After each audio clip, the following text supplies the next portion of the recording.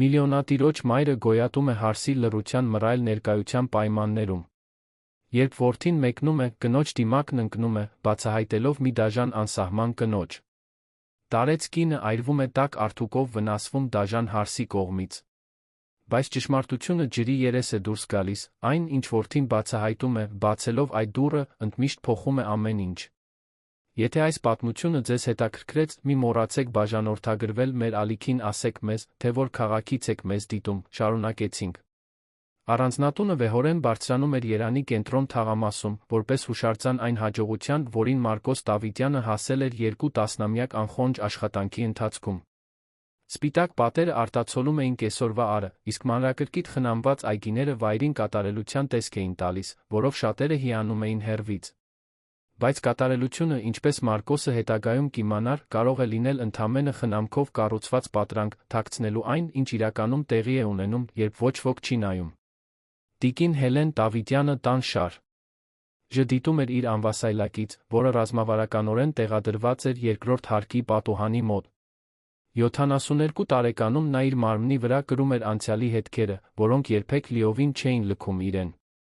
Գրեթե 10 տարի էր անցել այն ճակատագրական օրվանից, երբ ամեն ինչ փոխվեց, երբ իր հին տան աստիճաններից ընկնելը նրան թողեց մշտական հետանքներով, որոնք խլեցին նրա անկախությունը, նրա կյանքը վերածեցին օրերի հաջորդականության, որտեղ յուրաքանչյուր շարժում մարտահրավեր էր, յուրաքանչյուր քայլ ցավոտ նվաճում։ Նա չէր մեղադրում որդուն։ Երբեք չէր մեղադրել։ Մարկոսն այդ օրը կարևոր հանդիպման էր, կնքում էր այն գործարքը, որը նրա փոքր տեխնոլոգիական ընկերությունը կվերածեր կայսրության։ Ինչպես կարող էր կանխատեսել, որ մայրը, փորձելով հասնել պահարանի վերի տուփին, կկորցնի հավասարակշռությունը, աստիճան առ աստիճան կգլորվի մինչ վերջ։ Ինչպես կարող էր պատկերացնել, որ այդ վայրկյանները կորոշեին իրենց կյանքի մնացած մասը։ Բայց Մարկոսը մեղքի զգացումը կրում էր որպես անտեսանելի բեռ, որը երբեք չէր կարողանում թոթափել։ Հելենը դա տեսնում էր որդու աչքերում ամեն անգամ, երբ նա նայում էր իրեն, խորը տխրություն, խառնված այնքան մեծ սիրո հետ, որ երբեմն թվում էր, թե խեղդում է։ 5 տարի առաջ իր ամուսնու, Հովակիմի մահից հետո, որին տարավ հանկարծակի հիվանդությունը, որին ոչ ոք չէր սպասում, մայր ու որդի միմյանց համար ամեն ինչ էին։ Տունը, հարմարավետությունը, մասնավոր բժիշկները, վերջին սերնդի սարքավորումները, այս ամենը Մարկոսի հուսահատ փորձն էր փոխհատուցելու այն օրը, երբ ինքը ներկա չէր։ Եվ հետո հայտնվեց Լիլիթը։ Հելենը դեռ հիշում էր այն օրը, երբ որդին նրան բերեց ծանոթացնելու։ Շաբաթ օր էր, 3 տարի առաջ, Մարկոսը թվում էր ավելի թեթ, քան Հելենը նրան տեսել էր տարիներ շարունակ։ Լիլիթ Մելիքյանը սենյակ մտավ, կարծես սավառնելով 35 տարեկան տպավորիչ գեղեցկությամբ կին, մուգ, ալիքավոր մազերը կատարյալ ընկած ուսերին, կանաչ աչքերը, որոնք կարծես յուրահատուկ կերպով որսում էին լույսը։ Նա հագնված էր զուսպ նրբագեղությամբ, խոսում էր մեղմ ու քաղաքավարի ձայնով, առաջին իսկ պահից հատուկ ուշադրություն ցուցաբերեց Հելենի նկատմամբ, ինչը խոր ապես հուզեց տարեց կնոջ սիրտը։ Այդ առաջին ամիսներին Լիլիթն այն ամենն էր, ինչ Հելենը կարող էր ցանկանալ հարսի մեջ։ Ծաղիկներ էր բերում, նստում էր նրա կողքին, գրքերի ու ֆիլմերի մասին զրուցելու, առաջարկում էր օգնել նրան փոքր բաներով, որոնք մեծ նշանակություն ունեին։ Մարկոսը փայլում էր, Հելենը, ով այնքան երկար անհանգստանում էր որդու մենակության համար, վերջապես զգաց, որ նա գտել է յուրահատուկ մեկին։ Հարսանիքը տեղի ունեցավ 1 տարի անց, նրբագեղ արարողություն Երանի ավանդական ակումբներից մեկում, 200 հյուրերով այն ողջ շքեղությամբ, որը թույլ էր տալիս Մարկոսի հաջողությունը։ Հելենը, սպիտակ ծաղիկներով զարդարված իր անվասայլակում, հուզմունքից լաց եղավ, տեսնելով որդուն այդքան երջանիկ։ Լիլիթը շլացուցիչ էր ֆրանսիական ժանյակից զգեստով, դեպի խորան գնալիս Հելենի կողքով անցնելիս մի պահ բռնեց նրա ձեռքը մեղեդային ու համոզիչ ձայնով շշնջաց, որը տարեց կնոջ սիրտը լցրեց հույսով ու երախտագիտությամբ, խոստանալով հոգ տանել նրա իր մասին։ Հարսանիքից հետո առաջին ամիսներին ոչինչ չփոխվեց։ Լիլիթը շարուն ակում էր ուշադիր լինել, միշտ պատրաստ օգնելու, միշտ ժպտերես։ Առանձնատունը կարծես ավելի կենդանի էր դարձել նրա ներկայությամբ։ Նա վերադասավորեց որոշ սենյակներ, նոր բույսեր բերեց, նոր խոհարար վարձեց, որը համեղ ուտեստներ էր պատրաստում։ Հելենը սկսեց նրան տեսնել որպես դուստր, որը երբեք չէր ունեցել, այն կանացի ներկայությունը, որը պակասում էր իր կյանքում այրենալուց հետո։ Բայց հետո սկսվեցին ճամփորդությունները։ Մարկոսի բիզնեսը գնալով ավելի շատ էր պահանջում նրա ներկայությունը երկրից դուրս։ շաբաթներ Նյու Յորքում, հետո Լոնդոնում, հետո Դուբայում։ Նա երբեմն ճամփորդում էր 15-20 օր անընդմեջ։ Եվ հենց Մարկոսի բացակայության ժամանակ Հելենը սկսեց նկատել փոքր փոփոխությունները, նուրբ, ինչպես եղանակի փոփոխությունը, բայց նույնքան նշանակալի, որքան տարբերությունը տաքի սառի մեջ։ Սկզբում դրանք բաներ էին, որոնք կարող էին աննկատ մնալ։ Մի փոքր ավելի խայթող մեկնաբանություն այն մասին, թե ինչպես էր Հելենը ընթրիքի ժամանակ բաժակը գցել։ Մի դիտողություն այն մասին, թե որքան երկար էր մնում լոգարանում խանգարում տան։ Առօրյան։ Ոչինչ, որ կարելի էր անվանել բացահայտ չարություն, բայց Լիլիթի ձայնում այլ երանգ կար, երբ Մարկոսը ներկա չէր, մի սառնություն, որը կտրում էր սուր սայրի պես, որտեղ առաջ միայն քնքշություն կար։ Հետո եկան հոգատարության անհանգստության տակ քողարկված սահմանափակումները։ Տիկին Հելեն, դուք գիտեք, որ չի կարելի այդքան աղ ուտել, բժիշկն ասել է։ Ես խոհարարին կխնդրեմ ձեր ուտեստներն առանձին պատրաստել, ավելի թեթ առողջարար, ասում էր Լիլիթը մի ժպիտով, որը չէր հասնում աչքերին։ Եվ Հելենի բաժինները սկսեցին փոքրանալ, դառնալով գնալով ավելի անհամ ու անբավարար, նրան սոված թողնելով, բայց առանց բողոքելու քաջության։ Տիկին Հելեն, դուք վերջերս շատ անհանգիստ եք։ Կարծում եմ, ավելի լավ է ավելի շատ հանգստանաք սենյակում, տան եռուզեռից հեռու։ Աղմուկը լավ չէ ձեր ճնշման համար։ Եվ Հելենին նրբորեն մղում էին ավելի շատ ժամանակ անցկացնել մեկուսացված, հեռու ընդհանուր տարածքներից, որտեղ նախկինում սիրում էր լինել, հեռու զրույցներից, հեռու այն կյանքից, որը դեռ բաբախում էր այդ հսկայական տանը։ Տիկին Հելը։ Այս հին ձեռնափայտը կարող է ձեզ սայթաքեցնել։ Ես այն ապահով տեղում կպահեմ, մինչ ավելի լավը գտնենք։ Եվ հանկարծ այն իրերը, որոնք Հելենին որոշակի անկախություն էին տալիս, սկսեցին անհետանալ, միշտ մի պատճառաբանությամբ, որը հնչում էր խելամիտ, բայց գործնականում նրան ավելի կախյալ ու խոցելի էր դարձնում, ավելի շատ կապում այն աթոռին, որը գնալով ավելի շատ վանդակ էր դառնում, քան օգնություն։ Վարդուհին, աշխատողը, որը 6 տարի խնամում էր Հելենին, փոփոխությունները նկատեց բոլորից շուտ։ Նա 50 տարեկան, ամրակազմ մեծ սիրտ ունեցող կին էր, որը տարիներ առաջ եկել էր Լոռու մարզից, իր 3 երեխաների համար ավելի լավ կյանք փնտրելու։ Նա կապվել էր Հելենի հետ, կարծես իր սեփական մայրը լիներ, սրտում խայթոց էր զգում ամեն անգամ, երբ տեսնում էր տիրուհուն ավելի լուռ, ավելի ինքնամփոփ, ավելի վախեցած, ինչպես փոթորիկը կանխազգացող թռչնակ։ Մի օր Վարդուհին քաջություն հավաքեց ցածրաձայն հարցրեց, երբ օգնում էր Հելենին հագնվել, նրա ձայնը լի էր անկեղծ անհանգստությամբ վախով այն ամենի հանդեպ, ինչ կարող էր կատարվել այն տանը, որն առաջ այդքան հանգիստ էր։ Տիկին Հելեն, լավ եք։ Վերջերս ուրիշ տեսք ունեք։ Նա ավելի նիհար եք թվում, լավ չեք սնվում։ Հելենը հոգնած աչքերով նայեց Վարդուհուն պարզապես գլխով արեց, չկարողանալով գտնել բառերն արտահայտելու այն, ինչ զգում էր, այն սեղմոցը կրծքում, որն օրեցօր աճում էր։ Լավ եմ, Վարդուհի։ Ուղղակի մի քիչ հոգնած եմ։ Տարիքը բոլորի համար է գալիս, այնպես չէ՞։ Բայց Վարդուհին գիտեր, որ դա միայն հոգնածություն չէր։ Կար ավելին, մի բան, որը նա չէր կարողանում անվանել, բայց զգում էր այն տան ծանր օդում ամեն անգամ, երբ պարոն Մարկոսը ճամփորդում էր, մի անտեսանելի լարվածություն, որը ստիպում էր նրա ծոծրակի մազերը բիզ-բիզ կանգնել։ Մի հինգշաբթի կեսօրին, երբ Մարկոսը 2 շաբաթ Լոս Անջելեսում էր, ամերիկացի ներդրողների հետ կարոր պայմանագիր կնքելու, Վարդուհուն կանչեցին Լիլիթի աշխատասենյակ։ Հելենի հարսը նստած էր ներկրված կարմրափայտի սեղանի հետում, համակարգչի վրա ինչ-որ բան հավաքելով կենտրոնացած սառը արտահայտությամբ։ Երբ Վարդուհին ներս մտավ, Լիլիթը դանդաղ բարձրացրեց աչքերը, կարծես գնահատելով աշխատողի յուրաքանչյուր սանտիմետրը, կշռելով նրա արժեքն ու օգտակարությունը։ Վարդուհի, մենք պետք է խոսենք մի նուրբ հարցի շուրջ, ասաց Լիլիթը մի ժպիտով, որը ոչ մի ջերմություն չուներ, միայն հաշվառ։ Նստեք, խնդրեմ։ Երկար չի տի։ Վարդուհին անհարմար նստեց սեղանի դիմացի աթոռին, նրա ձեռքերը սառը քրտինքով էին պատվել, մինչ սպասում էր, թե ինչ է լինելու։ Լիլիթը շարունակեց, նրա ձայնը մեղմ էր, բայց լի քողարկված սպառնալիքով։ Ես որոշ անհանգստություններ ունեմ ձեր փաստաթղթերի վերաբերյալ։ Ստուգում էի տան կադրային բաժնի ֆայլերը, նկատեցի որոշ կարևոր անհամապատասխանություններ։ Ձեր աշխատանքային թույլտվությունը, օրինակ, կարծես թե ունի որոշ անկանոնություններ, որոնք կարող են լուրջ խնդիր դառնալ։ Վարդուհու արյունը սառեց երակներում։ Նա գիտեր, որ իր փաստաթղթերի հետ որոշ խնդիրներ կային, բաներ, որոնք ամիսներ շարունակ փորձում էր լուծել, բայց փողի պատշաճ ուղղորդման բացակայության պատճառով դեռ չէր կարողացել լիովին կարգավորել։ Նախկինում դա երբեք խնդիր չէր եղել, պարոն Մարկոսը երբեք ոչինչ չէր նշել, բայց հիմա, այնպես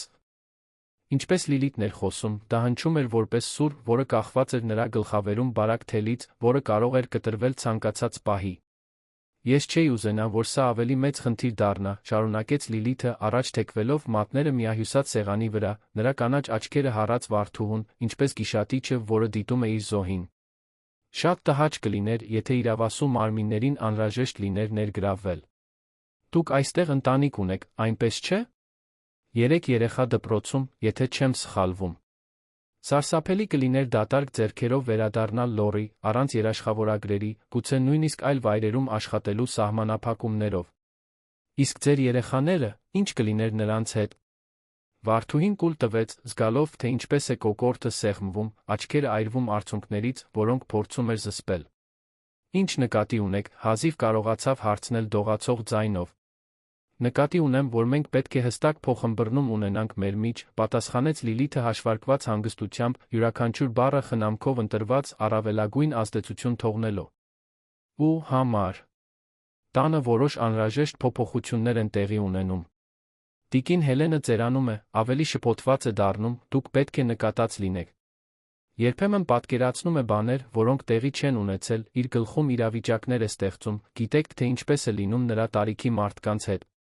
Միտքը սկսում է խաղեր խաղալ։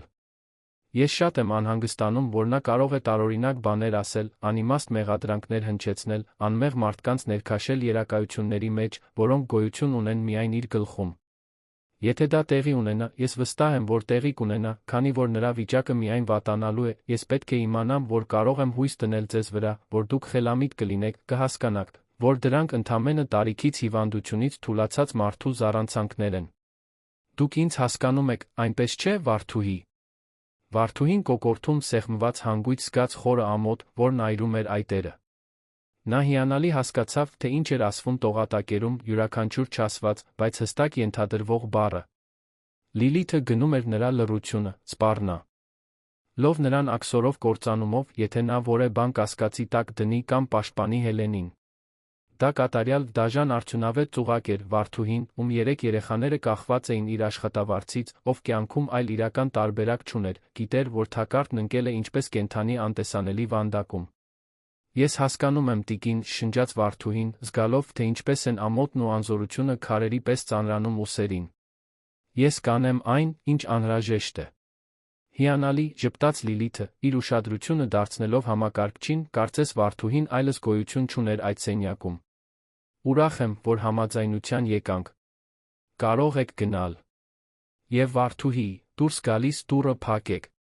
Վարդուհին այդ գրասենյակից դուրս եկավ կոտրված սրտով, իրեն զգալով դավաճան, վախկոտ, մի մարդ, որը լքում էր մեկին, ով վստահում էր իրեն։ Այդ գիշեր, երբ գնաց օգնելու Հելենին պառկել, մի պահ ավելի երկար բռնեց տարեց կնոջ ձեռքը խեղդված ձայնով շշնջաց, փորձելով փոխանցել իր ողջ զղջումը։ Ներեցեք ինձ, տիկին Հելեն։ Շատ եմ ներողություն խնդրում ամենի։ Ինչի համար։ Եթե կարողանայի այլ կերպ վարվել, կվարվեի։ Հելենը լիովին չհասկացավ, թե ինչ նկատի ուներ Վարդուհին այդ պահին, բայց այդ կոշտացած ձեռքի սեղմումից զգաց լուր համերաշխություն, ներողության խնդրանք մի բանի համար, որը դեռ պետք է տեղի ունենար, վաղաժամ հրաժեշտ մի բանի, որը շուտով ընդմիշտ կորչելու էր։ Հաջորդ շաբաթները նուրբ, բայց անշեղ փոխակերպման շրջան էին, ինչպես մակընթացության տեղատվության փոփոխությունը, որն այնքան դանդաղ է տեղի ունենում, որ չես նկատում, մինչ ողջ լողափը ջրի տակ է անցնում։ Երբ Մարկոսը տանն էր, ամեն ինչ բացարձակապես նորմալ էր թվում։ Լիլիթը կատարյալ կին էր, ուշադիր ամուսնու բարի սկեսրոջ նկատմամբ, իր դերը կատարելով այնպիսի վարպետությամբ, որը մրցանակների արժանի կլիներ, եթե բեմի վրա լիներ։ Բայց երբ Մարկոսը ճամփորդում էր, նա գնալով ավելի շատ էր ճամփորդում, դիմակն օրեցօր մի փոքր ավելի էր ընկնում, տակից բացահայտելով ինչ-որ սառը, հաշվարկված խորապես անհանգստացնող բան։ Հելենին սկսեցին ավելի ուշ մատուցել, երբեմն միայն այն բանից հետո, երբ բոլոր աշխատողներն արդեն կերել էին։ Ուտելիքը սառն ու անհամեր։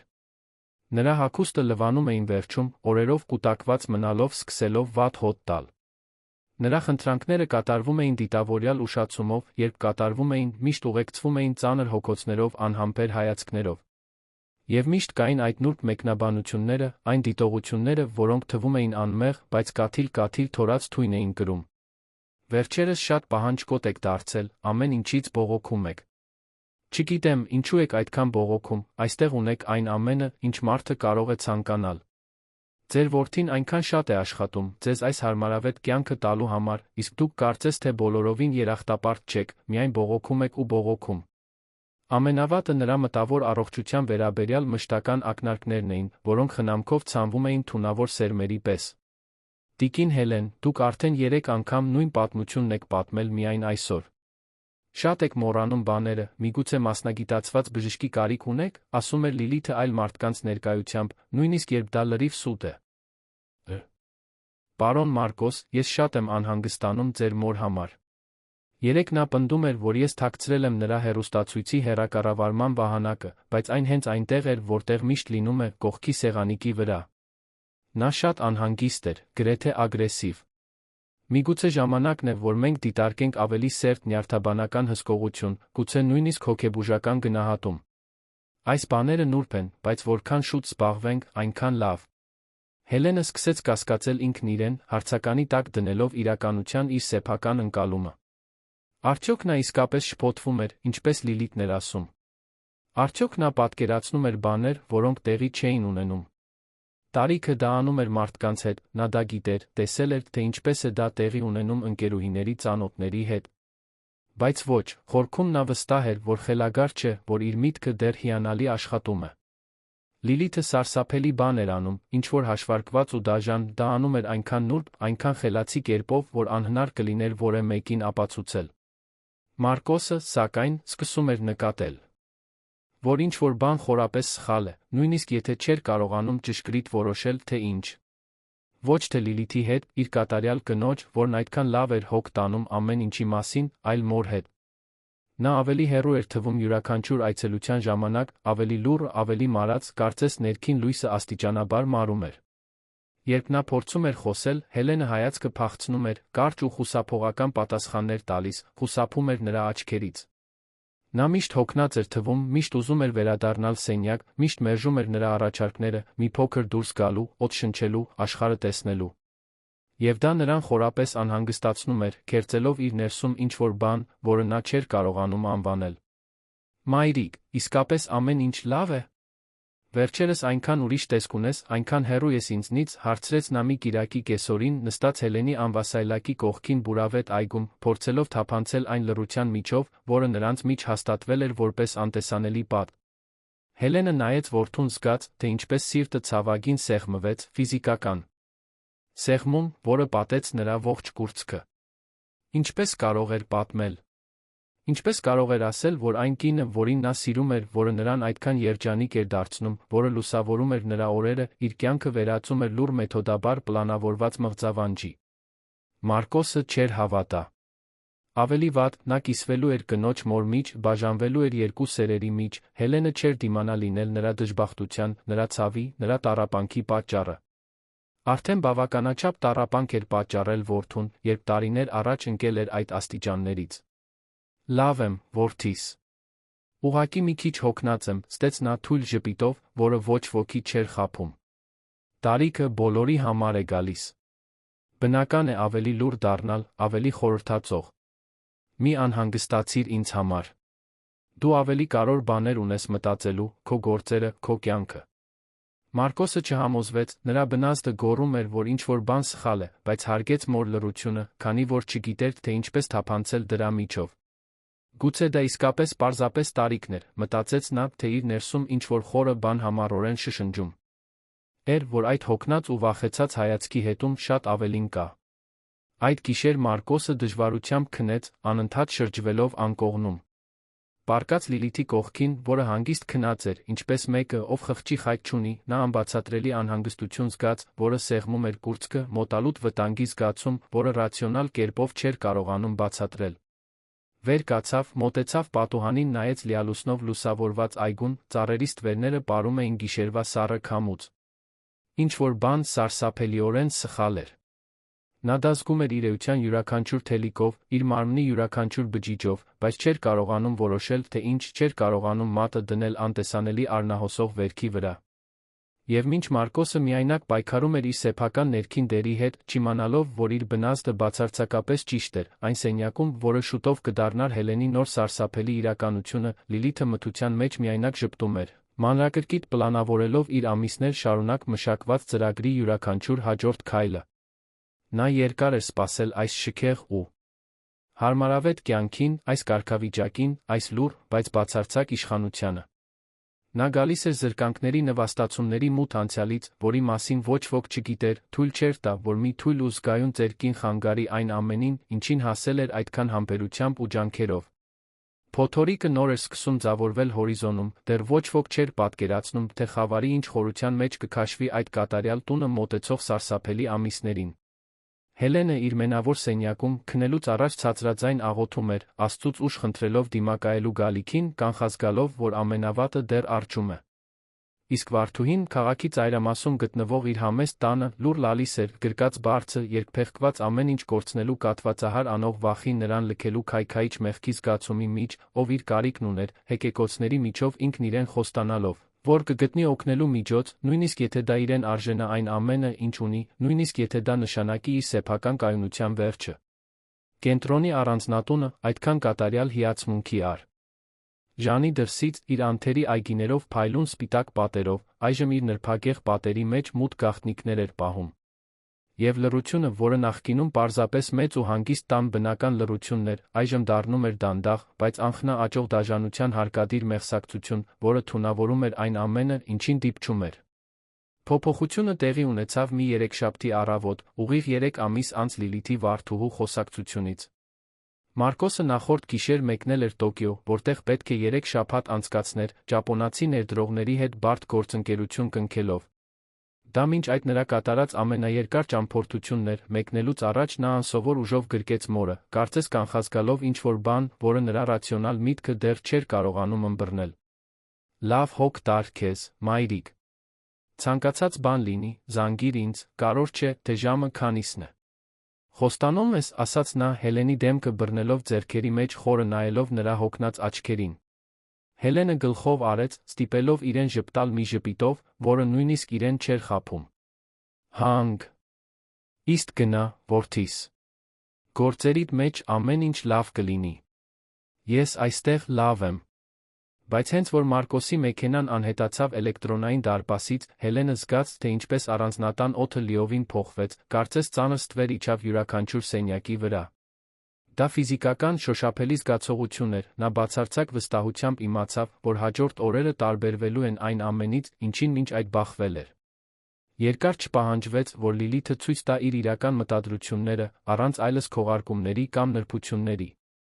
Հաջորդ առավոտ Հելենը զարմացավ, երբ Լիլիթն առանց թակելու մտավ նրա սենյակ, ուղեկցությամբ 2 աշխատողների, որոնց նա երբեք չէր տեսել։ Նրանք երիտասարդ, ուժեղ տղամարդիկ էին, չեզոք պրոֆեսիոնալ արտահայտություններով։ Լիլիթը հագել էր ստաբատի բլեյզերի նրբագեղ համադրություն, մազերը հավաքված էին անթերի կոկոնով, նրա կանաչ աչքերում մի սառնություն կար, որը ստիպեց Հելենի արյունը սառչել։ Տիկին Հելեն, ժամանակն է տանը որոշ անհրաժեշտ փոփոխություններ անելու, հայտարարեց Լիլիթը մի ձայնով, որը առարկություն չէր հանդու։ Ժում։ Այս սենյակը շտապ վերանորոգման կարիք ունի։ Մենք հայտնաբերել ենք որոշ կառուցվածքային խնդիրներ, որոնք կարող են վտանգել ձեր անվտանգությունը։ Մենք ձեզ ժամանակավորապես կտեղափոխենք ավելի հարմար տարածք, մինչ աշխատանքներն ավարտվեն։ Հելենը զգաց, թե ինչպես սիրտը սկսեց արագ բաբախել։ Ինչ վերանորոգում։ Նրա սենյակում ոչ մի խնդիր չկար, նա դա գիտեր։ Բայց մինչ նա կհասցներ բողոքել, 2 տղամարդիկ արդեն սկսել էին հավաքել նրա իրերը, մեխանիկական արդյունավետ շարժումներով նրա հագուստը դասավորելով ստվարաթղթե տուփերի մեջ։ Սպասեք, ես չեմ հասկանում։ Մարկոսն ինձ վերանորոգման մասին ոչինչ չի ասել, փորձեց ասել Հելենը, նրա ձայնը դողում էր վախից ու շփոթությունից։ Ձեր որդին ամեն ինչ թողել է իմ ձեռքերում, պատասխանեց Լիլիթը սառը ժպիտով։ Նա վստահում է ինձ, անհրաժեշտ որոշումներ կայացնելու, մինչ ինքը բացակայում է։ Եվ սա անհրաժեշտ որոշում է, տիկին Հելեն։ Ձեր իսկ բարօրության համար։ Եվ այսպես, առանց արարողության առանց առարկելու իրավունքի, Հելենին տեղափոխեցին առանձնատան նկուղում գտնվող մի փոքրիկ, հապճե սարքած սենյակ։ Դա իրականում սենյակ էլ չէր, ավելի շուտ պահեստ, որը նվազագույնս հարմարեցվել էր բետոնե սառը հատակին դրված բարակ ներքնակով, պլաստմասե սեղանիկով առաստաղից կախված թույլ լամպով։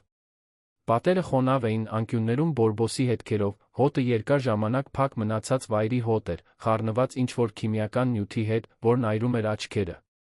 Բայց սա ժամանակավոր է, այնպես չէ՞, հարցրեց Հելենը, երբ նրան հրեցին այդ կլաուստրոֆոբիկ տարածք, զգալով, թե ինչպես են արցունքներն այրում աչքերը։ Միայն մինչ վերանորոգումն ավարտվի։ Լիլիթը չպատասխանեց։ Պարզապես մի ժպիտ տվեց, որը չէր հասնում աչքերին, փակեց դուռը, Հելենին մենակ թողնելով այդ խոնավ ու խեղդող մթության մեջ։ Այդ առաջին գիշերը նկուղում Հելենը լաց եղավ, մինչ այլս արցունք չուներ։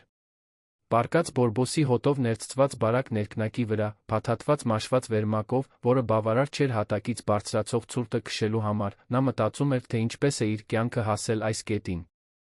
Ինչպես կարող էր այն կինը, որին իր որդին սիրում էր, որն սկզբում այդքան բար էր անել այս ամենը։ Եվ ավելի կարևոր, ինչպես էր նա գոյատելու։ Հաջորդ օրերը դժոխք իջնելու աստիճանական ընթացք էին։ Լիլիթը հաստատեց մանրակրկիտ դաժան առօրյա։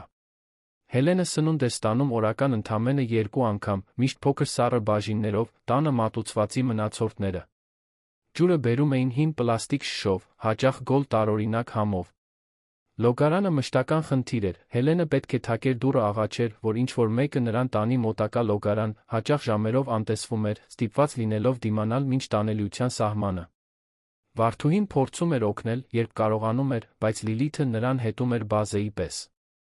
Երբ վարդուհուն հաջողվում էր նկուղ իջնել որոշ լրացուցիչ սննդով կամ ավելի տաք վերմակով, դա անում էր վախից դողալով, իմանալով, որ եթե բռնվի, կկորցնի ամեն ինչ։ Եվ Հելենը տեսնում էր վախը այն կնոջ աչքերում, որը մի ժամանակ եղել էր իր մտերիմն ու ընկերը, տեսնում էր ամոթն ու անզորությունը, չէր մեղադրում նրան։ Ինչպես կարող էր մեղադրել մեկին, ով նույնպես այդ ահաբեկչական համակարգի զոհն էր։ Մի օր, ոչ վարդուհի, այլս մի ռիսկի դիմիր։ Քո երեխաներն քո կարիքն ունեն, շնջաց Հելենը, երբ վարդուհին թաքուն բերել էր դեռ տաք ուտեստով տարա։ Ինձ հետ ամեն ինչ լավ կլինի։ Ինչ-որ կերպ կլինի։ Բայց նրանք երկուսն էլ գիտեին, որ դա սուտ է։ Շաբաթներն անցնում էին, Հելենը զգում էր, թե ինչպես են իր մարմինն ու միտքը դանդաղորեն քայքայվում։ Մեջքի ոտքերի ցավերն ուժեղանում էին այդ բարակ ներքնակի վրա, կոշտ հատակին այդքան երկար ժամանակ անցկացնելու պատճառով։ Նրա մկանները ատրոֆիայի էին ենթարկվում պատշաճ շարժման բացակայության պատճառով։ Նկուղի խոնավությունը հարվածում էր թոքերին, ստիպելով նրան անընդհատ հազալ։ Եվ մենակությունը, գրեթե մշտական մթությունը, սկսում էին սարսափելի ձերով խաղալ նրա մտքի հետ։ Լինում էին օրեր, երբ Հելենը լիովին կորցնում էր ժամանակի զգացողությունը։ Ցերեկ էր, թե գիշեր։ Որքան ժամանակ էր անցել Մարկոսի մեկնելուց։ Մի շաբաթ։ 2։ 3։ Նա փորձում էր օրերը նշել, եղունգներով գծեր անելով խոնավ պատին, բայց երբեմն մոռանում էր կամ կորցնում էր հաշիվը, հետո ամեն ինչ խառնվում էր անվերջ ժամերի շփոթեցնող զանգվածի մեջ։ Լիլիթը, երբ հայտնվում էր նկուղում, դա անում էր միշտ այն սառը հաշվարկված ժպիտով, ինչպես կատուն, որը խաղում է վիրավոր մկան հետ, վերջնական հարվածից առաջ։ Այսօր ինչպես եք ձեզ զգում, տիկին Հելեն։ Հուսով եմ, հարմարավետ եք։ Գիտեք, ձեր որդին երեկ ինձ զանգեց։ Հարցրեց ձեր մասին, իհարկե։ Ասացի, որ հիանալի եք, վայելում եք հանգիստը։ Նա այնքան ուրախացավ, իմանալով, որ լավ եք։ Ցավալի կլիներ նրա երջանկությունը փչացնել անհարկի բողոքներով, այդպես չեք կարծում։ Եվ Հելենը հիանալի հասկանում էր ենթադրվող սպառնալիքը։ Եթե փորձեր ինչ-որ բան ասել Մարկոսին, Լիլիթը ամեն ինչ կհերքեր, Հելենին կներկայացներ որպես շփոթված զառանցող ծեր կին, իրավիճակը կարող էր էլ ավելի վատանալ։ Այնպես որ Հելենը լռում էր, կուլ էր տալիս կոկորդում այրվող բառերը, շարունակում էր գոյատել օր առ օր։ Բայց իրավիճակը կտրուկ վատացավ մի 5 շաբթի կեսօրին։ Հելենը փորձում էր վեր կենալ ներքնակից, անելու որոշ հիմնական վարժություններ, որոնք ֆիզիոթերապևտները տարիներ առաջ սովորեցրել էին, պարզ շարժումներ, ոտքերում որոշակի շրջանառություն պահպանելու համար։ Բայց նրա մարմինը թույլ էր թերսնված, նա սայթաքեց վերմակի ծալքի վրա, կորցնելով հավասարակշռությունը։ Ընկնելը դաժան էր։ Հելենը ծունկը հարվածեց բետոնե հատակին մի ուժով, որը ցավի ճիչ պոկեց շուրթերից։ Մի քանի րոպե նա պառկած մնաց այնտեղ, փորձելով շունչը տեղը բերել, զգալով սուր ցավ, որը բաբախում էր ոտքում։ Երբ վերջապես կարողացավ նստել, տեսավ, որ ծունկն արագորեն ուռչում է, դառնալով մանուշակագույն այլանդակված։ «Խնդրում եմ», բղավեց նա, դողացող ձեռքերով թակելով դուռը։ «Խնդրում եմ, ինչ-որ մեկն օգնի ինձ։ Ես ընկել եմ, վնասվել եմ։ Խնդրում եմ»։ Ժամերով ոչ ոք չեկավ։ Երբ դուռը վերջապես բացվեց, դա Լիլիթն էր, նա Հելենի վնասված ծնկին նայեց լիակատար անտարբերության արտահայտությամբ։ «Ինչ ափսոս։ Դուք պետք է ավելի զգույշ լինեք, տիկին Հելեն։ Այս տարիքում ընկնելը կարող է շատ վտանգավոր լինել։ Կուղարկեմ մեկին, որ սառույց բերի», ասաց նա, բայց սառույցն այդպես էլ չեկավ։ Հելենը ամբողջ գիշեր արթուն մնաց, ծնկի ցավը բաբախում էր համառ թմբուկի պես։ Դեղեր չկային, հարմարավետություն չկար, միայն մշտական ցավը աճող համոզմունքը, որ ոչ ոք չի գա իրեն փրկելու։ Եվ այդ գիշեր, առաջին անգամ այն պահից, երբ ամեն ինչ սկսվել էր, Հելենը մտածեց, թե արդյոք կկարողանա գոյատել մինչ Մարկոսի վերադարձը։ Մինույն ժամանակ, աշխարհի մյուս ծայրում, Տոկիոյում, Մարկոսը չէր կարողանում քնել։ Նա հինգաստղանի հյուրանոցի սենյակում էր լուսավորված քաղաքի տեսարանով, բայց անհանգիստ էր զգում մի ձով, որը չէր կարողանում բացատրել։ Այդ շաբաթ 3 անգամ փորձել էր զանգել մորը, բայց Լիլիթը միշտ պատասխանում էր, ասելով, որ Հելենը հանգստանում է, որ չի ուզում, որ իրեն անհանգստացնեն, որ ամեն ինչ լավ է։ Նրա ներսում ինչ-որ բան գոռում էր, որ ամեն ինչ լավ չէ։ Բայց ի՞նչ։ Լիլիթը կատարյալ էր։ Հոգ էր տանում ամեն ինչի մասին։ Սիրում էր իր մորը նույնքան, որքան ինքը։ Թե՞ ոչ։ Մարկոսը վեր կացավ անկողնուց մոտեցավ պատուհանին, նայելով Տոկիոյի լույսերին, որոնք թարթում էին գիշերը։ Վերջերս սկսել էր տարօրինակ մղձավանջներ տեսնել։ Երազում տեսնում էր մորը, փակված մութ վայրերում, իրեն կանչելիս, բայց երբ փորձում էր հասնել նրան, ոտքերը չէին շարժվում, ձայնը դուրս չէր գալիս։ Արթնանում էր սառը քրտինքով, սիրտը արագ բաբախելով, հրատապության զգացումով, որը ռացիոնալ իմաստ չուներ։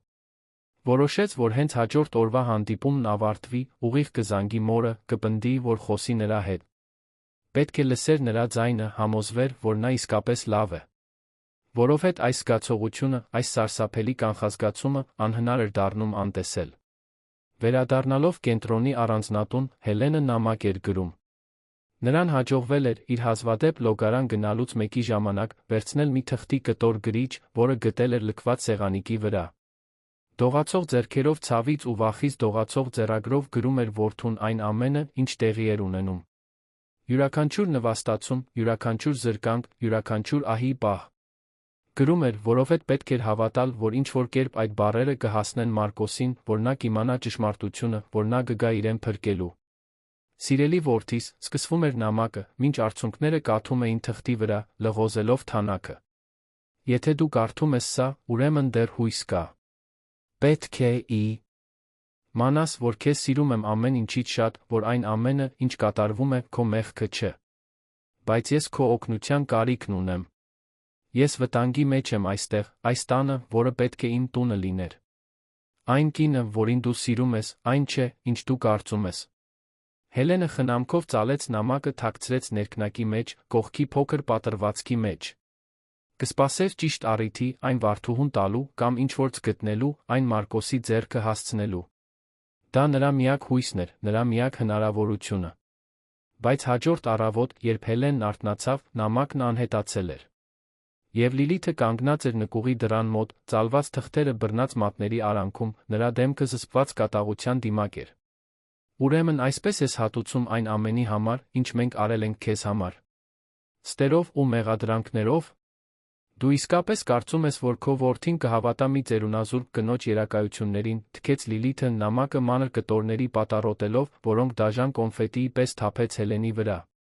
Կարծում եմ, ժամանակն է, որ դու սովորես, որ գործողություններն ունեն հետանքն։ Տիկին Հելեն։ Եվ քո հետանքները նոր են սկսվում։ Հենց այդ գիշեր տեղի ունեցավ այն միջադեպը, որը ընդմիշտ կփոխեր ամեն ինչ։ Հելենը, հուսահատ ծնկի ցավից, որը չէր լավանում, փորձեց սողալով հասնել նկուղի դռանը։ Մտածեց, որ գուցե եթե բավականաչափ բարձր գոռա, դրսից ինչ-որ մեկը կլսի, որ է հարան, որ է անցորդ։ Դա հիմար հույս էր, նկուղը չափազանց մեկուսացված էր, բայց դա միակ բանն էր, որ մնացել էր իրեն։ Բայց նրա թույլ մարմինը դավաճանեց նրան։ Ճանապարհի կեսին ոտքերը լիովին թուլացան, նա դեմքով ընկավ սառը հատակին, ճակատը ուժգին հարվածելով։ Ցավը պայթյունավտանգ էր, կուրացնող։ Զգաց, թե ինչպես ինչ-որ տաք բան հոսեց դեմքով, հասկացավ, որ արյունահոսում է։ Փորձեց վեր կենալ, բայց աշխարհը պտտվում էր, ձեռքերը սահում էին սեփական արյան մեջ։ Եվ հետո, ամեն ինչ մտնեց։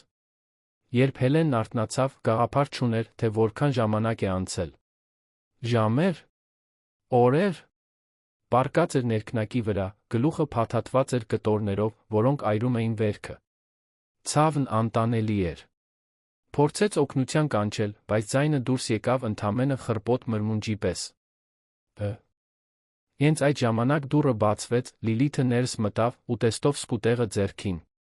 Բայց նրա աչքերում ինչ-որ բան այլ էր, ինչ-որ բան ավելի սառը վճռական, քան առաջ։ Դուք ավելի ուժեղ եք, քան ես կարծում էի, տիկին Հելեն։ Բայց այս համառությունը միայն ավելի է դժվարացնում ձեր վիճակը։ Գուցե ժամանակն է, որ դուք վերջնականապես հասկանաք, թե որն է ձեր տեղն այս տանը հիմա, ասաց Լիլիթը, սկուտեղը դնելով հատակին։ Եվ հենց այդ պահին, նայելով այն կնոջը, որը դարձել էր իր տանջողը, Հելենը սարսափելի բան հասկացավ։ Լիլիթը կանգ չէր առնելու։ Սահման չկար, թե մինչ ուր նա կգնար։ Եվ եթե Մարկոսը շուտ չվերադառնար, եթե ոչ ոք չբացահայտեր ճշմարտությունը, Հելենը վստահ չէր, որ կգոյատեր։ Բայց նրա ներսում ինչ-որ տեղ, այն մասում, որը գոյատել էր աստիճաններից ընկնելուց տարիներ առաջ, որը գոյատել էր ամուսնու կորուստը, որը գոյատել էր կյանքում այդքան շատ դժվար բաներ, ինչ-որ բան վառվեց։ Փոքր, բայց համառ կայծ։ Դա հույս չէր, ավելի շուտ ինչ-որ ավելի պարզունակ բան էր։ Դա գոյատելու կամքն էր։ Հանձնվելուց հրաժարվելը։ Վճռականությունը, որ ետ ընկնելու է, ապա ոչ առանց պայքարի։ Եվ Հելենը, պառկած այդ կեղտոտ ներքնակի վրա սառը մութ նկուղում, գլուխը ցավից բաբախելով, մարմինը թույլ, ինքն իրեն խոստում տվեց։ Պիտի գոյատեր։ Պիտի դիմանար։ Պիտի գտներ մի միջոց, որպեսզի Մարկոսն իմանա ճշմարտությունը։ Որովհետև նա թույլ չէր տա, որ այդ կինը հաղթի։ Ոչ այն ամենից հետո, ինչին արդեն բախվել էր կյանքում։ Աշխարհի մյուս ծայրում Մարկոսն արթնացավ առավոտյան ժամը 3-ին, սիրտը արագ բաբախելով, բացարձակ համոզմունքով, որ ինչ-որ բան սարսափելիորեն սխալ է։ Դա այլս պարզապես անորոշ կանխազգացում չէր։ Դա ներքին համոզմունք էր, խորը գիտելիք, որը գալիս էր բանականությունից անդին։ Իր մայրը իր կարիքն ուներ։ Եվ հենց հիմա։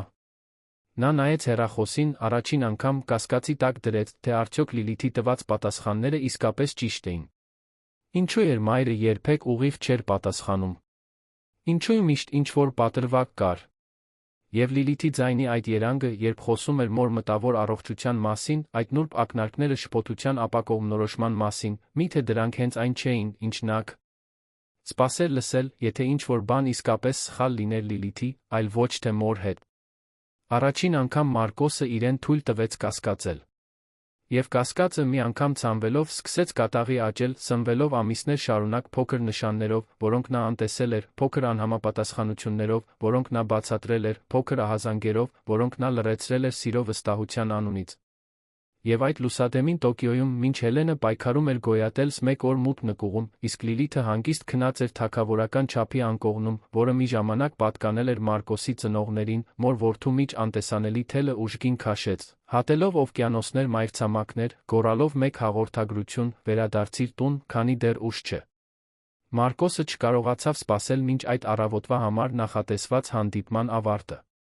Առավոտյան ժամը 6-ին, Տոկիոյի ժամանակով, որը համապատասխանում էր Երանում նախորդ օրվա կեսօրին, նա զանգեց տուն, բայց ոչ ոք չպատասխանեց։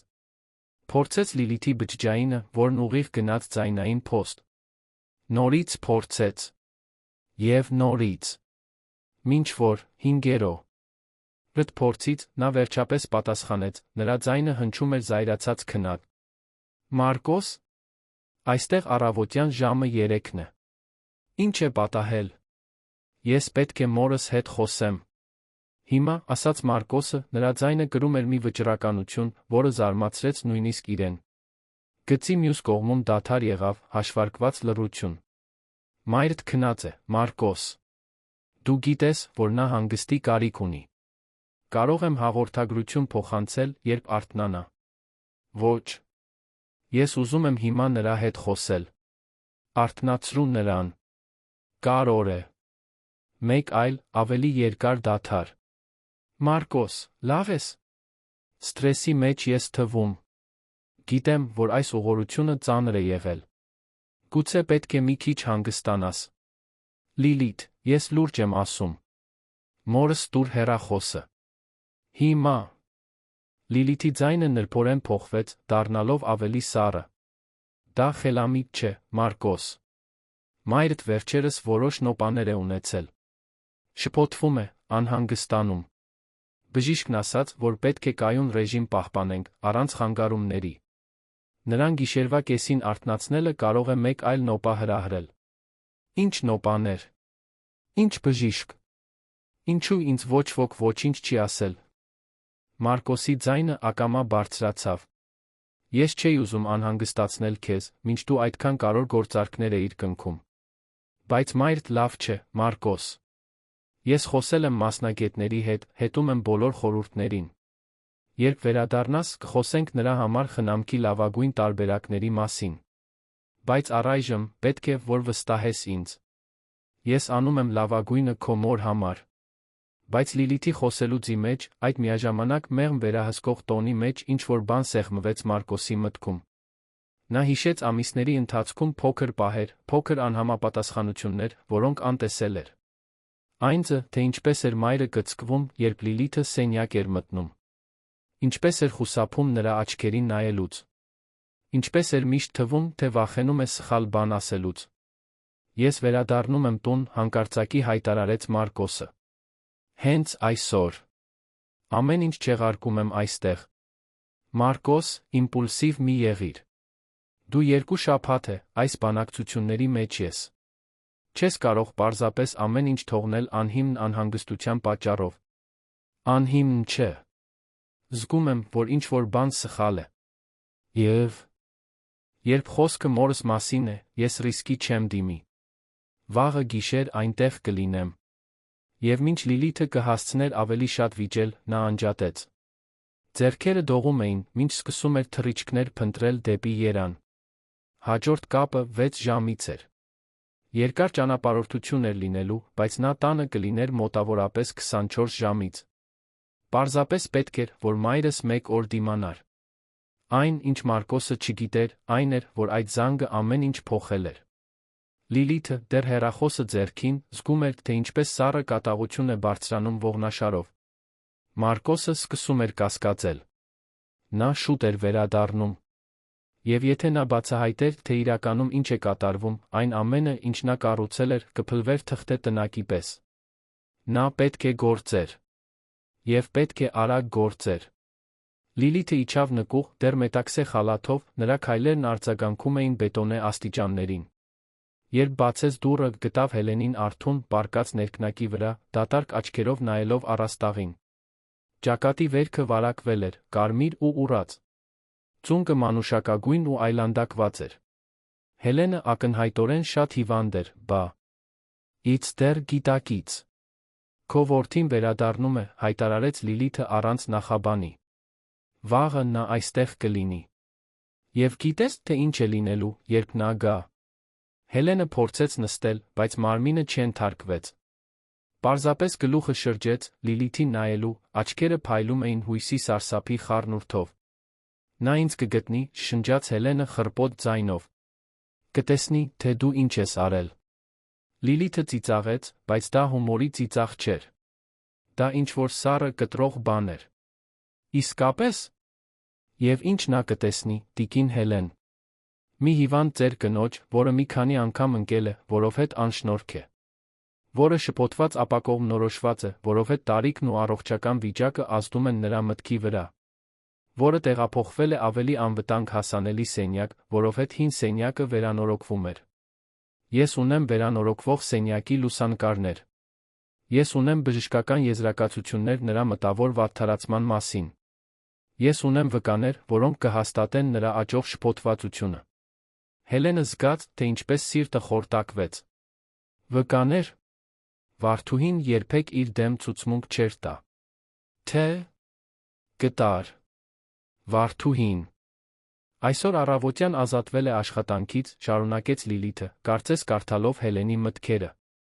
Մենք նրան լավ փոխհատուցում հիանալի երաշխավորագիր ենք տվել։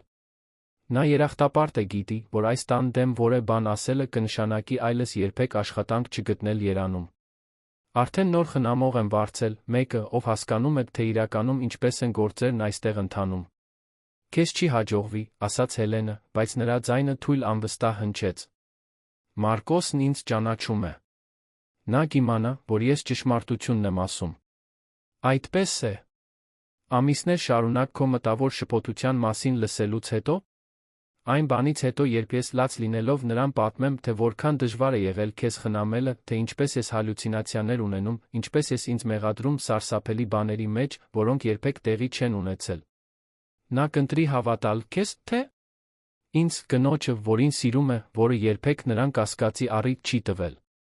Եվ Հելենը աճող սարսափով հասկացավ, որ Լիլիթը ճիշտ է։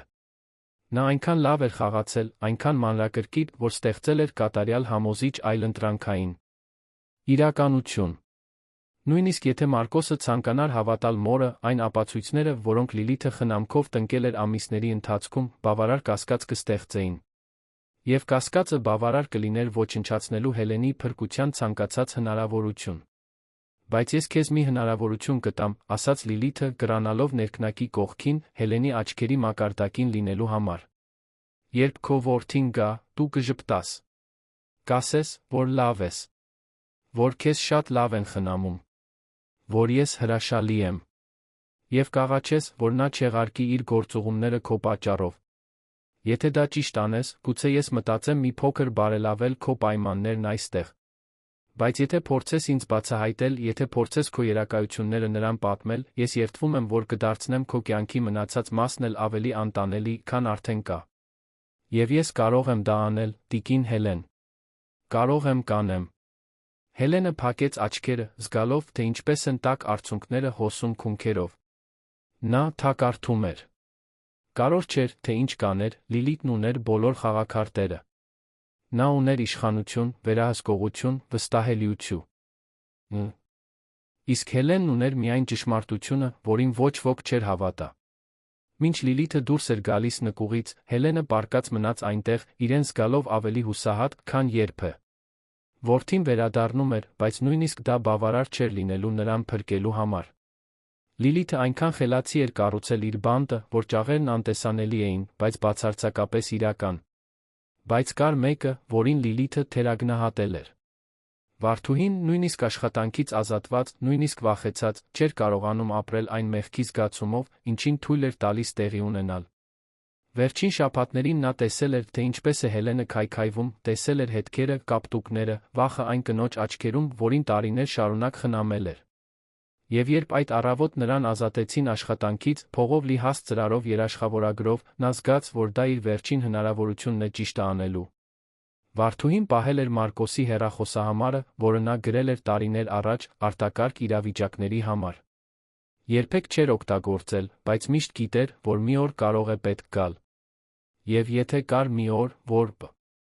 ետք էր, դա այս օրն էր։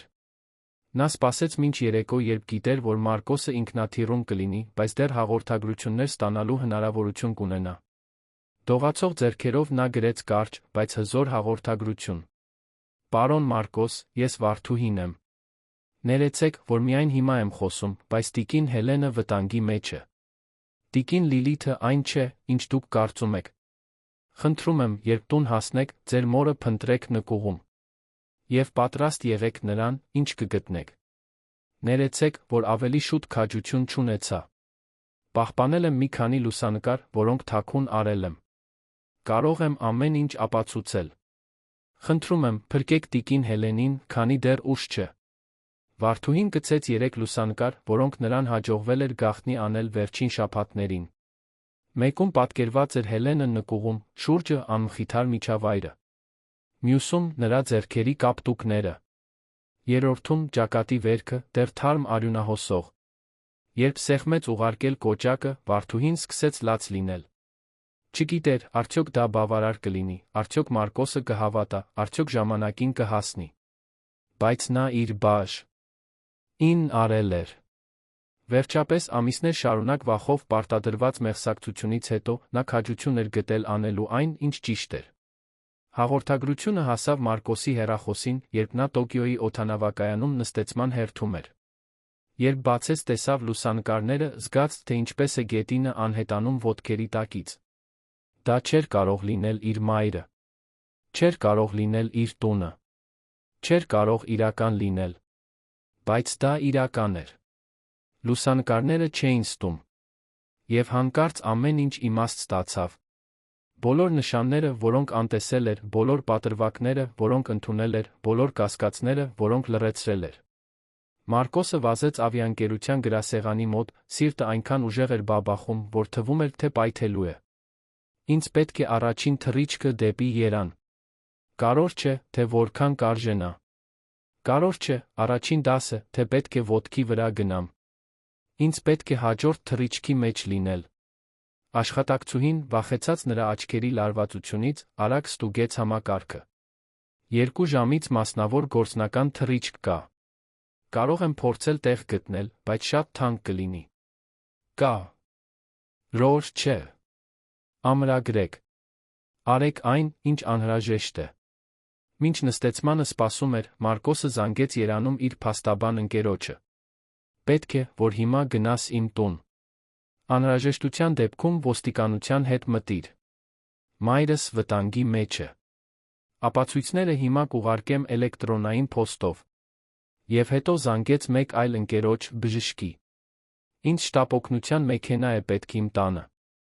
Եվ ինձ փորձագետ է պետք, որը կարող է ամեն ինչ փաստաթղթավորել։ Մայրս դաժան վերաբերմունքի զոհ է դարձել, ինձ բժշկական ապացույցներ են պետք։ Յուրաքանչյուր զանգ, յուրաքանչյուր միջոցառում հարվածի պես էր, որը նա հասցնում էր ինքն իրեն։ Ինչպես էր այդքան կույր եղել։ Ինչպես էր թույլ տվել, որ դա տեղի ունենա։ Ինչպես էր նորից ձախողել մորը, ճիշտ այնպես, ինչպես ձախողել էր այն օրը, երբ նա ընկել էր աստիճաններից։ Հաջորդ 16 ժամերը Մարկոսի կյանքի ամենաերկարն էին։ Թռիչքի ընթացքում նա չկարողացավ քնել, չկարողացավ ուտել։ Պարզապես նստած էր այնտեղ, նայելով վարդուհու ուղարկած լուսանկարներին, յուրաքանչյուր մանրուք դրոշմվում էր մտքում շիկացած երկաթի պես։ Մայրը։ Նիհար, կեղտոտ, վնասված։ Անմխիթար միջավայրը։ Վախը, դրոշմված նրա դեմքին։ Եվ մտածել, որ Լիլիթը, այն կինը, որին սիրում էր, որին բերել էր իր տուն, որին վստահել էր իր ունեցած ամենաթանկ բանը, պատասխանատու էր դրա համար։ Ինչպես չէր տեսել։ Իրականում, ինչ տեսակի մարդ էր նա։ Եվ ավելի կարևոր, ինչ տեսակի մարդ էր ինքը, որ չէր պաշտպանել սեփական մորը։ Երբ ինքնաթիռը վերջապես վայրեջք կատարեց Զվարթնոց օդանավակայանում, արդեն գիշեր էր։ Մարկոսը չսպասեց ուղեբեռին։ Վազեց ուղիղ դեպի տաքսի, տվեց հասցեն, խնդրեց վարորդին հնարավորինս արագ գնալ։ $1000 ավել, եթե կես ժամից քիչ ժամանակում հասնենք, ասաց նա, վարորդը սեղմեց գազի ոտնակը։ Մինչ մեքենան կտրում էր Երանի խցանումները, Մարկոսն աղոթում էր։ Նա առանձնապես կրոնասեր մարդ չէր, բայց այդ պահին աղոթում էր իր հոգու ողջ ուժով։ Խնդրում եմ, թող նա ողջ լինի։ Խնդրում եմ, թող ուշ չլինի։ Խնդրում եմ, ինձ մի հնարավորություն տուր սա ուղղելու։ Միայն այս մեկ հնարավորությունը։ Առանձնատունը հայտնվեց լուսավորված, ինչպես միշտ, կատարյալ, ինչպես միշտ, իր մութ գաղտնիքները թաքցնելով սպիտակ պատերի անթերի այգիների հետում։ Մարկոսը իջավ մեքենայից, նույնիսկ մինչ այն լիովին կանգներ, վազելով դեպի դարպասը։ Ձեռքերն այնքան էին դողում, որ հազիվ կարողացավ մուտքագրել կոդը։ Երբ մուտքի դուռը բացվեց, Լիլիթը այնտեղ էր, նրբագեղ հագնված, ինչպես միշտ, զարմացած ժպիտը դեմքին։ Մարկոս, սպասվածից շուտ ես վերադարձել։ Ինչ հրաշալի է, սկսեց նա, բայց նա անցավ նրա կողքով առանց մի բառ ասելու, վազելով դեպի նկուղ տանող աստիճանները։ Մարկոս, ինչ ես անում, կանչեց Լիլիթը նրա հետից, ձայնը բարձրացավ, խուճապը սկսեց դուրս հորդել նրա կատարելության դիմակից։ Բայց Մարկոսը չկանգնեց։ Իջավ աստիճաններով, ցատկելով աստիճանների վրայով, սիրտը կոկորդում, մինչ հասավ նկուղի դռանը։ Փակ էր։ Որտեղ է բանալին, գոռաց նա, շրջվելով դեպի Լիլիթը, որը իջել էր նրա հետից։ Մարկոս, դու անխոհեմ ես վարվում։ Մենք պետք է հանգիստ խոսենք։ Մայրդ լավ է, պարզապես հանգստանում է ավելի հարմար միջավայրում, մինչ նրա սենյակը վերանորոգվում է։ Բաց։ Այս։ Դուրը։ Հիմա, ասաց Մարկոսը այնքան ցածր վտանգավոր ձայնով, նույնիսկ Լիլիթը մի քայլ հետ գնաց։ Երբ նա չշարժվեց, Մարկոսը պարզապես իր մարմինը նետեց դռան վրա։ Մեկ, երկու անգամ, երրորդին կողպեքը տեղի տվեց, դուռը լայն բացվեց։ Այն հոտը, որը դուրս եկավ այդ սենյակից, աննկարագրելի էր։ Բորբոս, խոնավություն, հիվանդություն, հուսահատություն։ Եվ այնտեղ, բարակ կեղտոտ ներքնակի վրա, սառը բետոնե հատակին, իր մայրն էր։ Այնքան փոքր, այնքան փխրուն, այնքան տարբեր այն ուժեղ կնոջից, որին նա ճանաչում էր։ Աչքերը փակ, մարմինը մի սարսափելի պահ անշարժ, մինչ նա տեսավ կրծքավանդակի թեթ բարձրացումը, ընդամենը թույլ շնչառություն, բայց շնչառություն։ Մայրիկ, շշնջաց Մարկոսը, ծնկի իջնելով նրա կողքին, արցունքները վերջապես անվերահսկելիորեն հոսեցին։ Մայրիկ, ես այստեղ եմ։ Ներիր։ Այնքան եմ ներողություն խնդրում։ Հելենը դանդաղ բացեց աչքերը, երբ կենտրոնացավ որդու դեմքի վրա, նրա արտահայտության մեջ ինչ-որ բան փոխվեց։ Դա հենց թեթացում չէր, ավելի շատ ազատագրում էր։ Կարծես վերջապես կարող էր դադարել պայքարել, դադարել միայնակ գոյատել, դադարել կրել այդ բեռը։ Մարկոս, շշնջաց նա։ Այնքան թույլ ձայնով, որ նա ստիպված եղավ թեքվել, որպեսզի լսի։ Դու վերադարձար։ Այո, մայրիկ։ Վերադարձա։ Եվ այլս երբեք քեզ մենակ չեմ թողնի։ Երբեք։ Երդվում եմ կյանքովս։ Եվ այնտեղ, այդ սարսափելի նկուղում, արցունքների զգույշ գրկախառնությունների մեջ, որպեսզի նրան ավելի չվնասեն, մայր ու որդի վերակտան միմյանց։ Այն սերը, որը միշտ գոյություն ուներ նրանց մեջ, բայց որը սարսափելի ձերով փորձության էր ենթարկվել, ապացուցեց, որ ավելի ուժեղ է, քան բոլոր չարիքը, բոլոր մանիպուլյացիան, բոլոր դաժանությունը, որը փորձել էր ոչնչացնել նրանց։ Լիլիթը փորձեց փախչել այդ գիշեր, բայց հեռու չգնաց։ Այն ընկերները, որոնց Մարկոսը կանչել էր, արդեն ճանապարհին էին, երբ նա փորձեց բարձրանալ տարածքի հետի ցանկապատը, նրան կանգնեցրին։ Կատարելության դիմակը, որը նա այդքան երկար պահպանել էր, վերջապես լիովին ընկավ, տակից բացահայտելով հուսահատությունը, զայրույթը խուճապը նրա, ով գիտի, որ բացահայտվել է այլս փախչելու տեղ չունի։ Եվ մինչ շտապօգնությունը Հելենին տանում էր հիվանդանոց, Մարկոսը ամբողջ ճանապարհին բռնած էր նրանց եռքը, կենտրոնի առանձնատունը ականատես եղավ մութ գլխի ավարտին։ Բայց նա նոր բանի սկզբին, ինչ-որ բան, որը կառուցված էր ոչ թե գաղտնիքների ստերի, այլ ճշմարտության, իրական ներկայության, մի սիրո վրա, որը փորձվել էր կրակով դուրս էր եկել ավելի ուժեղ, ավելի իրական, ավելի խորը, քան երբևէ։ Հիվանդանոցում առաջին օրերը ցավի, դեղորայքի բժշկական միջամտությունների մշուշ էին։ Հելենը ուներ ծանր թոքաբորբ, նկուղի խոնավությանը երկարատ ենթարկվելու պատճառով, առաջադեմ թերսնուցում, կրիտիկական ջրազրկում, բացի ակնհայտ ֆիզիկական վնասվածքներից։ Ճակատի վերքը կարերի վարակի բուժման կարիք ուներ։ Ծունկը վիրահատության կարիք ուներ։ Բայց ֆիզիկական վերքերից ավելի վատ էին հուզական սպիները, որոնք բժիշկները բացահայտում էին հոգեբանների հետ յուրաքանչյուր խորհրդատվության ժամանակ։ Մարկոսը ոչ մի րոպե չհեռացավ մոր կողքից։ Տեղավորվեց հիվանդասենյակի մահճակալի կողքի աթոռին, այնտեղ մնաց, օր ու գիշեր, բռնած նրա ձեռքը, ցածրաձայն խոսելով, անընդհատ ներողություն խնդրելով, մինչ Հելենը վերջապես ասաց, արցունքներն աչքերին, բայց ձայնին եջ վճռականությամբ. Հերիք է, որդիս։ Դու չգիտեիր։ Նա շատ լավ էր խաբում։ Եթե ինչ-որ մեկը պետք է ներողություն խնդրի, դա ես եմ, որ ավելի շուտ խոսելու քաջություն չունեցա, որ թույլ տվեցի, որ վախը ինձ լռեցնի։ Ոչ, մայրիկ։ Ես պետք է նկատեի։ Պետք է լսեի իմ բնազդին։ Պետք է ներկա լինեի։ Բայց մի բան խոստանում եմ։ Այսուհետ ես կլինեմ։ Կարող չէ, թե ինչ կլինի գործերում, դու առաջին տեղում ես։ Միշտ։ Ոստիկանական հետաքննությունը սկսվեց անմիջապես։ Ապացույցները առատ էին անվիճելի։ Վարդուհու արած լուսանկարները, գնումների գրառումները, որոնք ցույց էին տալիս, որ Հելենը ստանում էր նվազագույն սննդի չափաբաժիններ, մինչդեռ տան մնացած մասը հագենում էր, բժշկական եզրակացությունները, որոնք հաստատում էին երկարատ դաժան վերաբերմունքը, տեքստային հաղորդագրությունները, որոնք փորձագետները վերականգնել էին Լիլիթի հեռախոսից, ցույց տալով, թե ինչպես էր նա մանիպուլյացիայի ենթարկել մատակարարներին աշխատողներին։ Եվ կար նա վարդուհու վկայությունը, որը վերջապես ազատվելով վախից, ամեն ինչ պատմեց ցավոտ մանրամասներով։ Լիլիթի պաշտպան փաստաբանը փորձեց Զոհիի պատմություն կառուցել։ Նա բարձրացրեց նրա անցյալը, լքվածությամբ նշանավորված մանկություն, պատանեկություն ժամանակավոր տներում, դժվար իրավիճակների պատմություններ, որոնց մասին ոչ ոք չգիտեր։ Նա պնդում էր, որ Լիլիթը տառապում է խանգարումներից, որոնք խանգարում էին նրան լիովին վերահսկել իր գոր ծողությունները, որ նա ինքը չլուծված տրավմաների զոհ է։ Եվ ճիշտ էր, որ Լիլիթը տառապել էր։ Գրառումները ցույց էին տալիս տարիների դժվարություններ, մերժում, խորը հուզական զրկանքներ։ Բայց դատախազը ուժգին հակադարձեց։ Տառապանքը չի արդարացնում տառապանք պատճառելը։ Տրավման տրավմայի ենթարկելու լիցենզիա չէ։ Միլիոնավոր մարդիկ գոյատում են դժվար մանկություններ, առանց դառնալու տանջողներ։ Լիլիթը գիտակցված, մանրակրկիտ, հաշվարկված ընտրություններ է կատարել։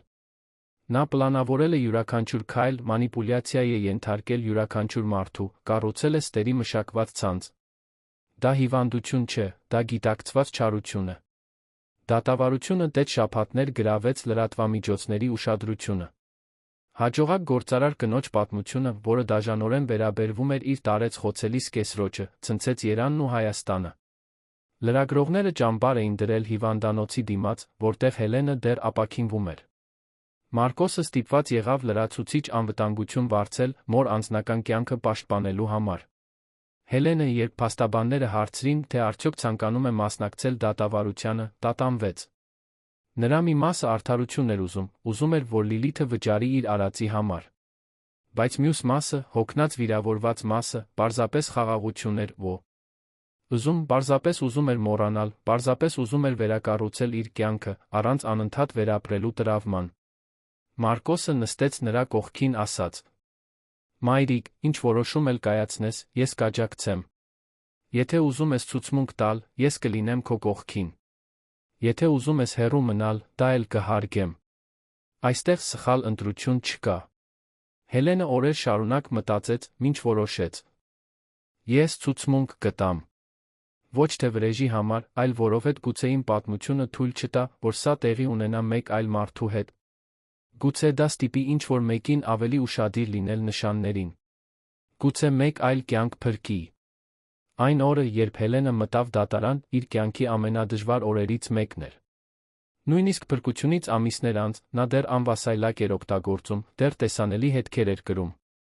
Երբ սկսեց պատմել իր պատմությունը, ձայնը դողում էր, բայց չէր կոտրվում։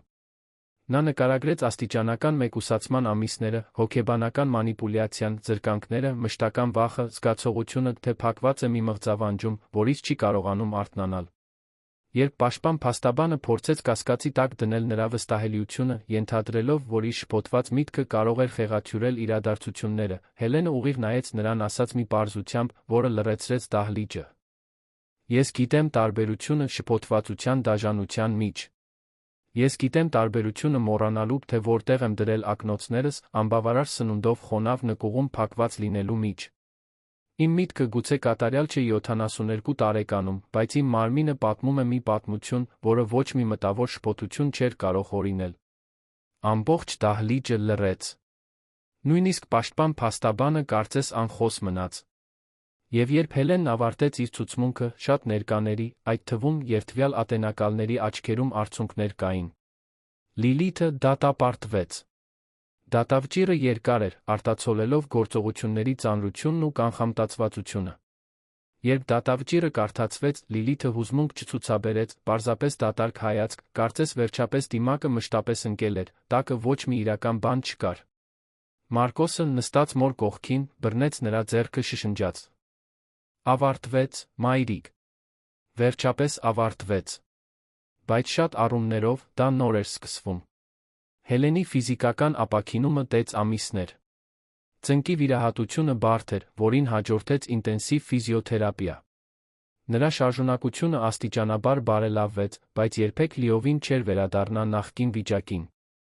Ճակատի սպին, որտեղ հարվածել էր ընկնելիս, կմնար ընդմիշտ այդ մութ շրջանի ֆիզիկական հիշեցում։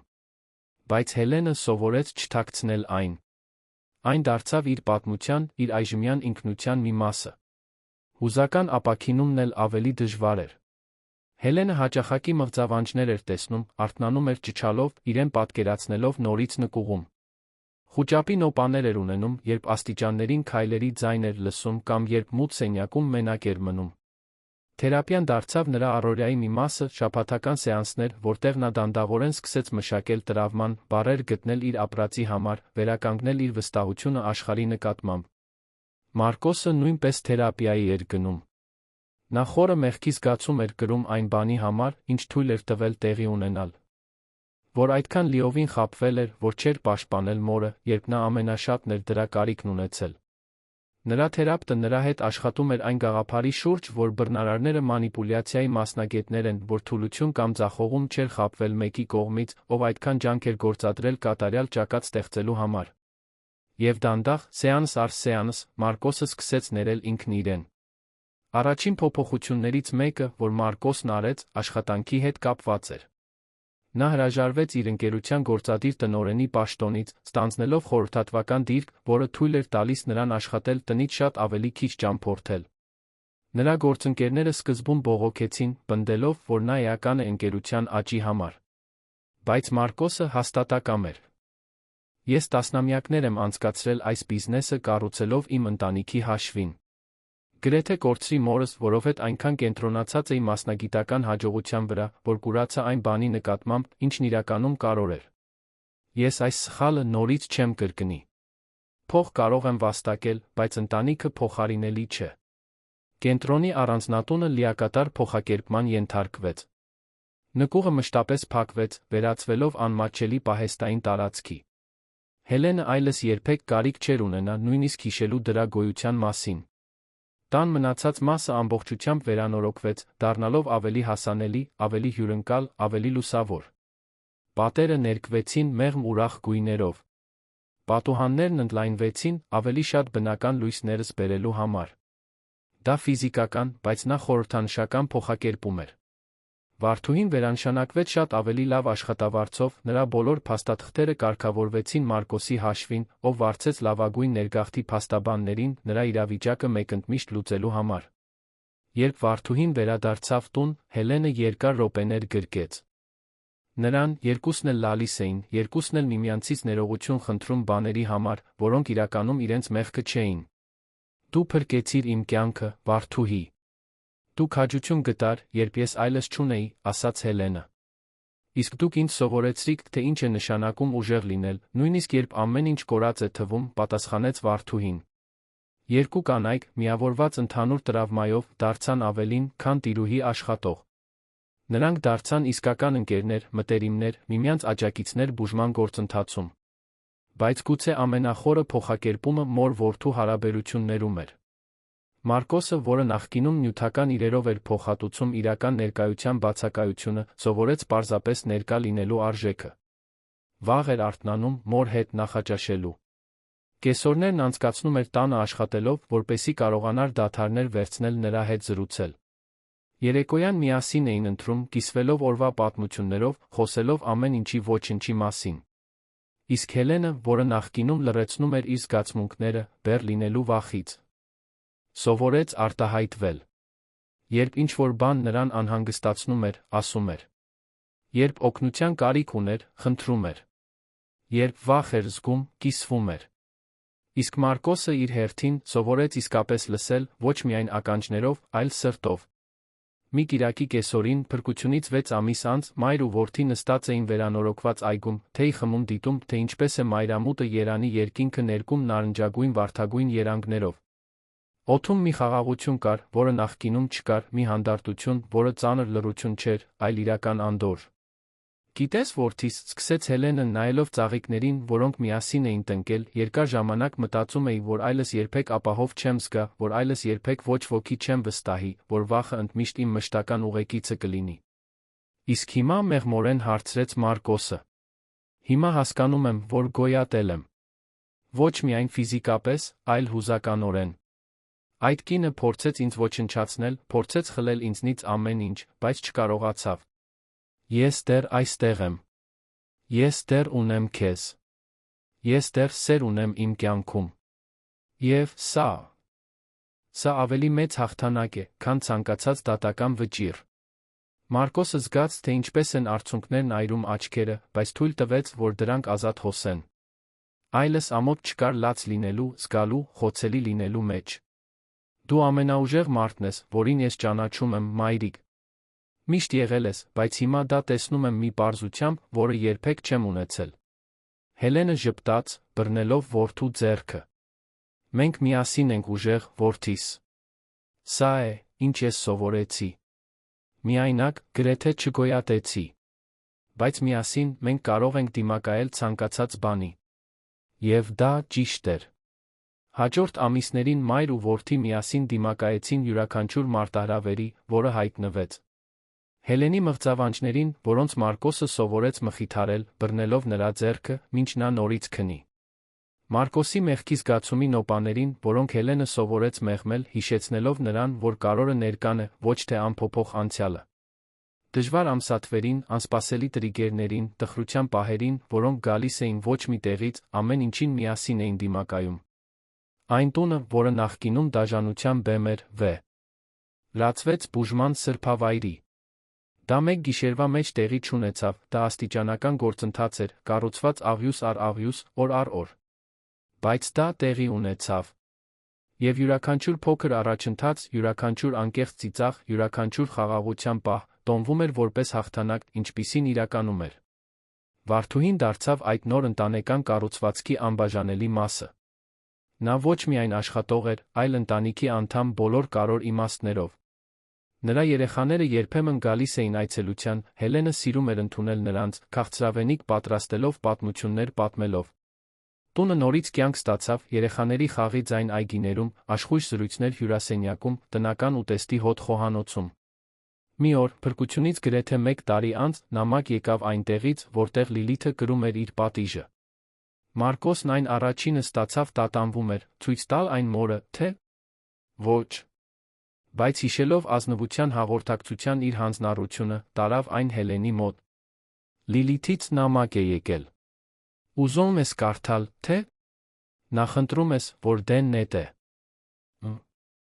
Հելենը երկար պահ նայեց ծրարին։ Ինչ է նա ասում։ Չեմ բացել։ Մտածեցի, որ դու պետք է որոշես, ուզում ես իմանալ, թե ոչ։ Հելենը խորը շունչ քաշեց, վերցրեց ծրարը, բացեց այն թեթակի դողացող ձեռքերով։ Կարդաց լուր, նրա արտահայտությունը մնաց չեզոք։ Երբ ավարտեց, խնամքով ծալեց նամակը, դրեց այն նորից ծրարի մեջ։ Նա ներողություն է խնդրում։ Ասում է, որ թերապիայի է գնում, աշխատում է իր խնդիրների վրա, փորձում է հասկանալ, թե ինչու է արել այն, ինչ արել է։ Ասում է, որ ներողություն չի ակնկալում, բայց ուզում էր, որ ես իմանայի, որ շատ է ցավում։ Իսկ դու ինչ ես զգում դրա հետ կապված, հարցրեց Մարկոսը։ Հելենը մի պահ լուռ մնաց, պատուհանից նայելով արով ողողված այգուն։ Զգում եմ, որ նա իր ճանապարհին է, իսկ ես՝ իմ։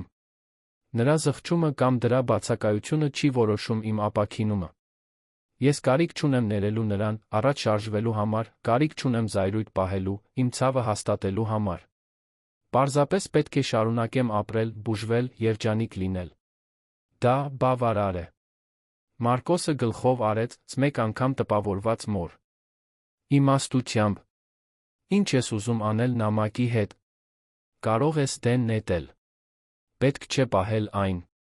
Արդեն բավականաչափ սպիներ եմ կրում, ավելի շատ հիշեցումների կարիք չունեմ։ Եվ այդպես էլ արեցին։ Նամակը դեն նետվեց, դրա հետ միասին մութ անցյալիս մի կտոր։ Դա մոռացություն չէր, քանի որ հետքերը միշտ կմնային։ Բայց դա ազատագրում էր, դա ընտրություն էր, թույլ չտալ, որ այդ անցյալը որոշի ողջ ներկան ապագան։ Երբ փրկությունից հետո առաջին տարին մոտենում էր իր ավարտին, Հելենը փոքրիկ ընթրիք կազմակերպեց։ Հրավիրեց Վարդուհուն նրա երեխաներին, թերապևտներին, որոնք օգնել էին իրեն, բժշկին, որը հոգ էր տարել իր ապաքինման մասին, փաստաբանին, որը պայքարել էր արդարության համար։ Դա ողբերգության տոնակատարություն չէր, այլ ճանաչում բոլոր այն մարդկանց, որոնք օգնել էին իրեն գոյատել, իսկ հետո նորից ապրել։ Ընթրիքի ժամանակ Հելենը կարճ, բայց հզոր կենաց ասաց. «Կյանքի կենացը։ Երկրորդ հնարավորության կենացը։ Այն մարդկանց կենացը, որոնք օգնում են մեզ ոտքի կանգնել, երբ ընկնում ենք։ Եվ այն ուժի կենացը, որը մենք բացահայտում ենք մեր ներսում, երբ մտածում էինք, որ այլս ոչինչ չկա։ Շնորհակալ եմ բոլորիդ այս ճանապարհորդության մասը լինելու համար։ Եղան արցունքներ, գրկախառնություններ, կիսված պատմություններ։ Բայց ամենից շատ կար երախտագիտություն։ Երախտագիտություն ողջ լինելու, իրական սիրով շրջապատված լինելու, իր պատմությունը նոր մաքուր էջերում շարունակելու հնարավորություն ունենալու համար։ Այդ գիշեր, երբ բոլորը գնացել էին, տունը նորից հանդարտվել էր, Մարկոսը գտավ մորը նստած իր սիրելի աթոռին հյուրասենյակում, պատուհանից նայելով աստղերին, որոնք փայլում էին երանի երկնքում։ «Մի կոպեկ քո մտքերի համար», ասաց նա, նստելով նրա կողքին։ Մտածում էի, թե որքան տարօրինակ է կյանքը։ Մի տարի առաջ ես հնարավորինս մութ տեղում էի, առանց հույսի, առանց ապագայի։ Իսկ հիմա այստեղ եմ, սիրով շրջապատված, իրականում ներկա որդով, իսկական ընկերներով, մի կյանքով, որն արժե ապրել։ Եթե ինչ-որ մեկն ինձ ասեր, որ հնարավոր է խաղաղություն գտնել այդքան տառապանքից հետո, ես չէի հավատա։ Բայց դու գտար։ Մենք միասին գտանք։ Հելենը շրջվեց, որդուն նայելու, նրա աչքերը փայլում էին երախտագիտության, ոչ թե ցավի արցունքներով։ Այո, որդիս։ Գտանք։ Եվ գիտես էլ ինչ։ Մենք ոչ միայն գոյատեցինք, մենք ապրում ենք։ Իսկապես ապրում ենք։ Եվ դա ավելին է, քան հաղթանակ, դա նոր սկիզբ է, դա վերացնունդ է, դա ապացույց է, որ նույնիսկ ամենախորը խավարից հետո լույսը դեռ կարող է ճանապարհ գտնել։ Եվ մայր ու որդի մնացին այնտեղ, կողք կողքի, հարմարավետ լռության մեջ, նայելով աստղալից երկնքին, յուրաքանչյուրը ներքուստ շնորհակալություն հայտնելով այն երկրորդ հնարավորության համար, որը կյանքը նրանց տվել էր, այլ կերպ վարվելու, ներկա լինելու, առանց վախի սիրելու, առանց անցյալի անտեսանելի շղթաների ապրելու հնարավորության համար, որոնք ծանրանում էին յուրաքանչյուր քայլի վրա։ Կենտրոնի առանձնատունը, որը մի ժամանակ բանտ էր, այժմ իսկական տուն էր։ Մի վայր, որտեղ սերը ոչ միայն բառ էր, այլ մշտական գործողություն, որտեղ ներկայությունն ավելի արժեքավոր էր, քան ցանկացած նյութական նվեր, որտեղ ճշմարտությունն ավելի կարևոր էր, քան կատարյալ տեսքը։ Եվ այդ փոխակերպման մեջ, տան, այնտեղ բնակվող մարդկանց ամենամեծ հնարավոր հաղթանակն էր։ Մարդկայնության հաղթանակը դաժանության նկատմամբ, սիրո հաղթանակը վախի նկատմամբ, հույսի հաղթանակը հուսահատության նկատմամբ։ 2 տարի էր անցել այն գիշերվանից, երբ Մարկոսը կոտրեց նկուղի դուռը գտավ մորը այդ անմխիթար վիճակում։ 2 տարի, որոնք թվում էին միաժամանակ հավերժություն ակնթարթ։ Կյանքը փոխվել էր ձերով, որոնք նրանցից ոչ մեկը չէր կարող կանխատեսել ապաքինման այդ առաջին դժվար օրերին։ Հելենն արթնացավ մի շաբաթ առավոտ, առը մտնելով իր նորացված հյուրընկալ սենյակի պատուհանից, այնքան տարբեր այն խոնավ ու մութ սենյակից, որը հետապնդում էր նրա ամենավատ հիշողությունները։ Դեռ լինում էին օրեր, երբ մղձավանջները գալիս էին, երբ արթնանում էր սիրտը արագ բաբախելով, իրեն պատկերացնելով նորից այնտեղ։ Բայց դրանք գնալով ավելի հազվադեպ էին դառնում, երբ գալիս էին, նա ուներ գործիքներ դրանց հետ վարվելու, ռազմավարություններ, որոնք սովորել էր թերապիայում, ամենակարևորը, նա ուներ մարդիկ, որոնք սիրում աջակցում էին իրեն։ Նա դանդաղ վեր կացավ, օգտագործելով հատուկ ձեռնափայտը, որը Մարկոսը պատվիրել էր հատուկ իր համար, էրգոնոմիկ հենարանով նրբագեղ դիզայնով։ Դա այլս այն հին ձեռնափայտը չէր, որը Լիլիթը թաքցրել էր, դա նոր բան էր, մի բան, որը ներկայացնում էր նրա վերագտած անկախությունը։ Այո, նա դեռ օգնության կարիք ուներ որոշ բաների համար, նրա մարմինը մշտական սպիներ էր կրում։ Բայց նա վերականգնել էր իր շարժունակության մեծ մասը, իր ուժի մեծ մասը, ամենից շատ, նա վերականգնել էր իր ձայնը, իր արտահայտվելու, ոչ ասելու, սահմաններ դնելու ունակությունը։ Խոհանոցում Վարդուհին արդեն նախաճաշ էր պատրաստում, երգելով լորվա մի երգ, որը միշտ ժպիտ էր բերում Հելենի դեմքին։ Երկու կանայք այս 2 տարիների ընթացքում գեղեցիկ գործընկերություն էին զարգացրել, մի բարեկամություն, կոփված ընդհանուր տառապանքի կրակով, բայց ամրացված միմյանց աջակցելու ամենօրյա ընտրությամբ։ Բարի լույս, տիկին Հելեն։ Լավ քնեցիք այսօր, հարցրեց Վարդուհին, թարմ սուրճ լցնելով գեղեցիկ ճենապակյա բաժակի մեջ, այլս ոչ այն հին պլաստմասե տարաներով, որոնք Լիլիթն էր օգտագործում։ Լավ քնեցի, Վարդուհի։ Երեկ երազումս Հովակիմին տեսա։ Լավ երազ էր, նա ժպտում էր։ Ասում էր, որ հպարտանում է ինձնով։ Կարծում եմ, նա իսկապես կհպարտանար, գիտես։ Որ գոյատեցի, որ ուժ գտա, երբ կարծում էի, որ այլս չունեմ։ Անշուշտ կհպարտանար, համաձայնեց Վարդուհին, նստելով Հելենի հետ սեղանի շուրջ, ինչպես անում էին ամեն առավոտ։ Դուք ամենաուժեղ մարդկանցից եք, որոնց ես ճանաչում եմ։ Եվ իմացեք, որ ես Լոռիում շատ ուժեղ մարդկանց եմ ճանաչում։ Նրանք միասին ծիծաղեցին, այնպիսի հարմարավետ ծիծաղով, որը գալիս է միայն իսկական բարեկամությունից։ Մարկոսը քիչ անց իջավ, դեռ գիշերանոցով, մազերը խառնված, այնքան տարբեր այն անթերի հագնված գործադիրից, որը նախկինում էր։ Նա սովորել էր գնահատել հարմարավետությունը արտաքինի փոխարեն, էությունը ոճի փոխարեն, ներկայությունը արտադրողականության փոխարեն։ Բարի լույս, իմ սիրելի մարդիկ, ասաց նա, համբուրելով մոր ճակատը մի բաժակ սուրճ վերցնելով։ Ինչ հրաշալի հոտ է, Վարդուհի։ Այն եգիպտացորենի ալյուրով թխվածքն արել ես։ Այո, պարոն Մարկոս։ Թողել եմ այնտեղ, որ սառչի։ Քիչ հետո մի կտոր կկտրենք սուրճի հետ։ Այդ պարզ, սովորական տեսարանը մի բան էր, որը հել Էնը անչափ գնահատում էր։ Օդում լարվածություն չկար, վախ չկար, կարիք չկար յուրաքանչյուր բառը չափելու խոսելուց առաջ։ Դա պարզապես մի ընտանիք էր, որը միասին նախաճաշում էր, խոսում փոքր ու մեծ բաների մասին, կյանքով կիսվում։ Եվ սա անգին էր ցանկացած չափանիշով։ Նախաճաշից հետո Մարկոսը մի հայտարարություն ուներ անելու։ Մայրիկ, հիշում ես, որ ես խոսում էի ընկերության այն նախագծի մասին։ Նոր արտադրանքի գիծը, որն ուղղված է հասանելիությանը, ներառականությանը։ Հիշում եմ, որդիս։ Դու այնքան շատ ես աշխատել դրա վրա վերջին ամիսներին։ Դե ուրեմն, այն վերջապես հաստատվեց խորհրդի կողմից։ Մենք կթողարկենք սահմանափակ շարժունակությամբ մարդկանց համար օժանդակ տեխնոլոգիաների ամբողջական գիծ։ Խելացի ձեռնափայտեր, առաջադեմ սենսորներով անվասայլակներ, օժանդակ հավելվածներ, ամեն ինչ մտածված է ավելի շատ անկախություն արժանապատվություն տալու համար քեզ նման մարդկանց, մայրիկ։ Հելենը զգաց, թե ինչպես հպարտության արցունքները լցրին աչքերը։ Մարկոսը իր սեփական ցավոտ փորձը վերածել էր մի բանի, որը կարող էր օգնել հազարավոր այլ մարդկանց։ Դա տառապանքին նպատակ տալու, անձնական ողբերգությունը դրական սոցիալական ազդեցության վերածելու միջոց էր։ Ես այնքան հպարտ եմ քեզնով, որդիս։ Հայրդ էլ կհպարտանար։ Ցավը հույսի, տառապանքը լուծման վերածելը, սա այն է, ինչ անում են իսկապես յուրահատուկ մարդիկ։ Ես դա քեզնից եմ սովորել, մայրիկ։ Դու ինձ սովորեցրիր, որ մենք կարող ենք ընտրել, թե ինչպես ենք արձագանքում այն բանին, ինչ մեզ հետ պատահում է, որ գոյատումը միայն առաջին քայլն է, բայց իսկապես ապրելը, դա պահանջում է քաջություն, գիտակցված ընտրություն, ամենօրյա աշխատանք։ Այդ կեսօրին նրանք հատուկ այցելու ունեցան։ Մի լրագրողուհի նյութ էր պատրաստում տրավմայի ընտանեկան բռնության ապաքինման մասին, խնդրել էր հարցազրույց վերցնել Հելենից։ Սկզբում Հելենը տատանվել էր։ Հրապարակայնորեն բացվել, վերապրել ցավոտ մանրամասներ, չէր թվում մի բան, որը նա ուզում էր անել։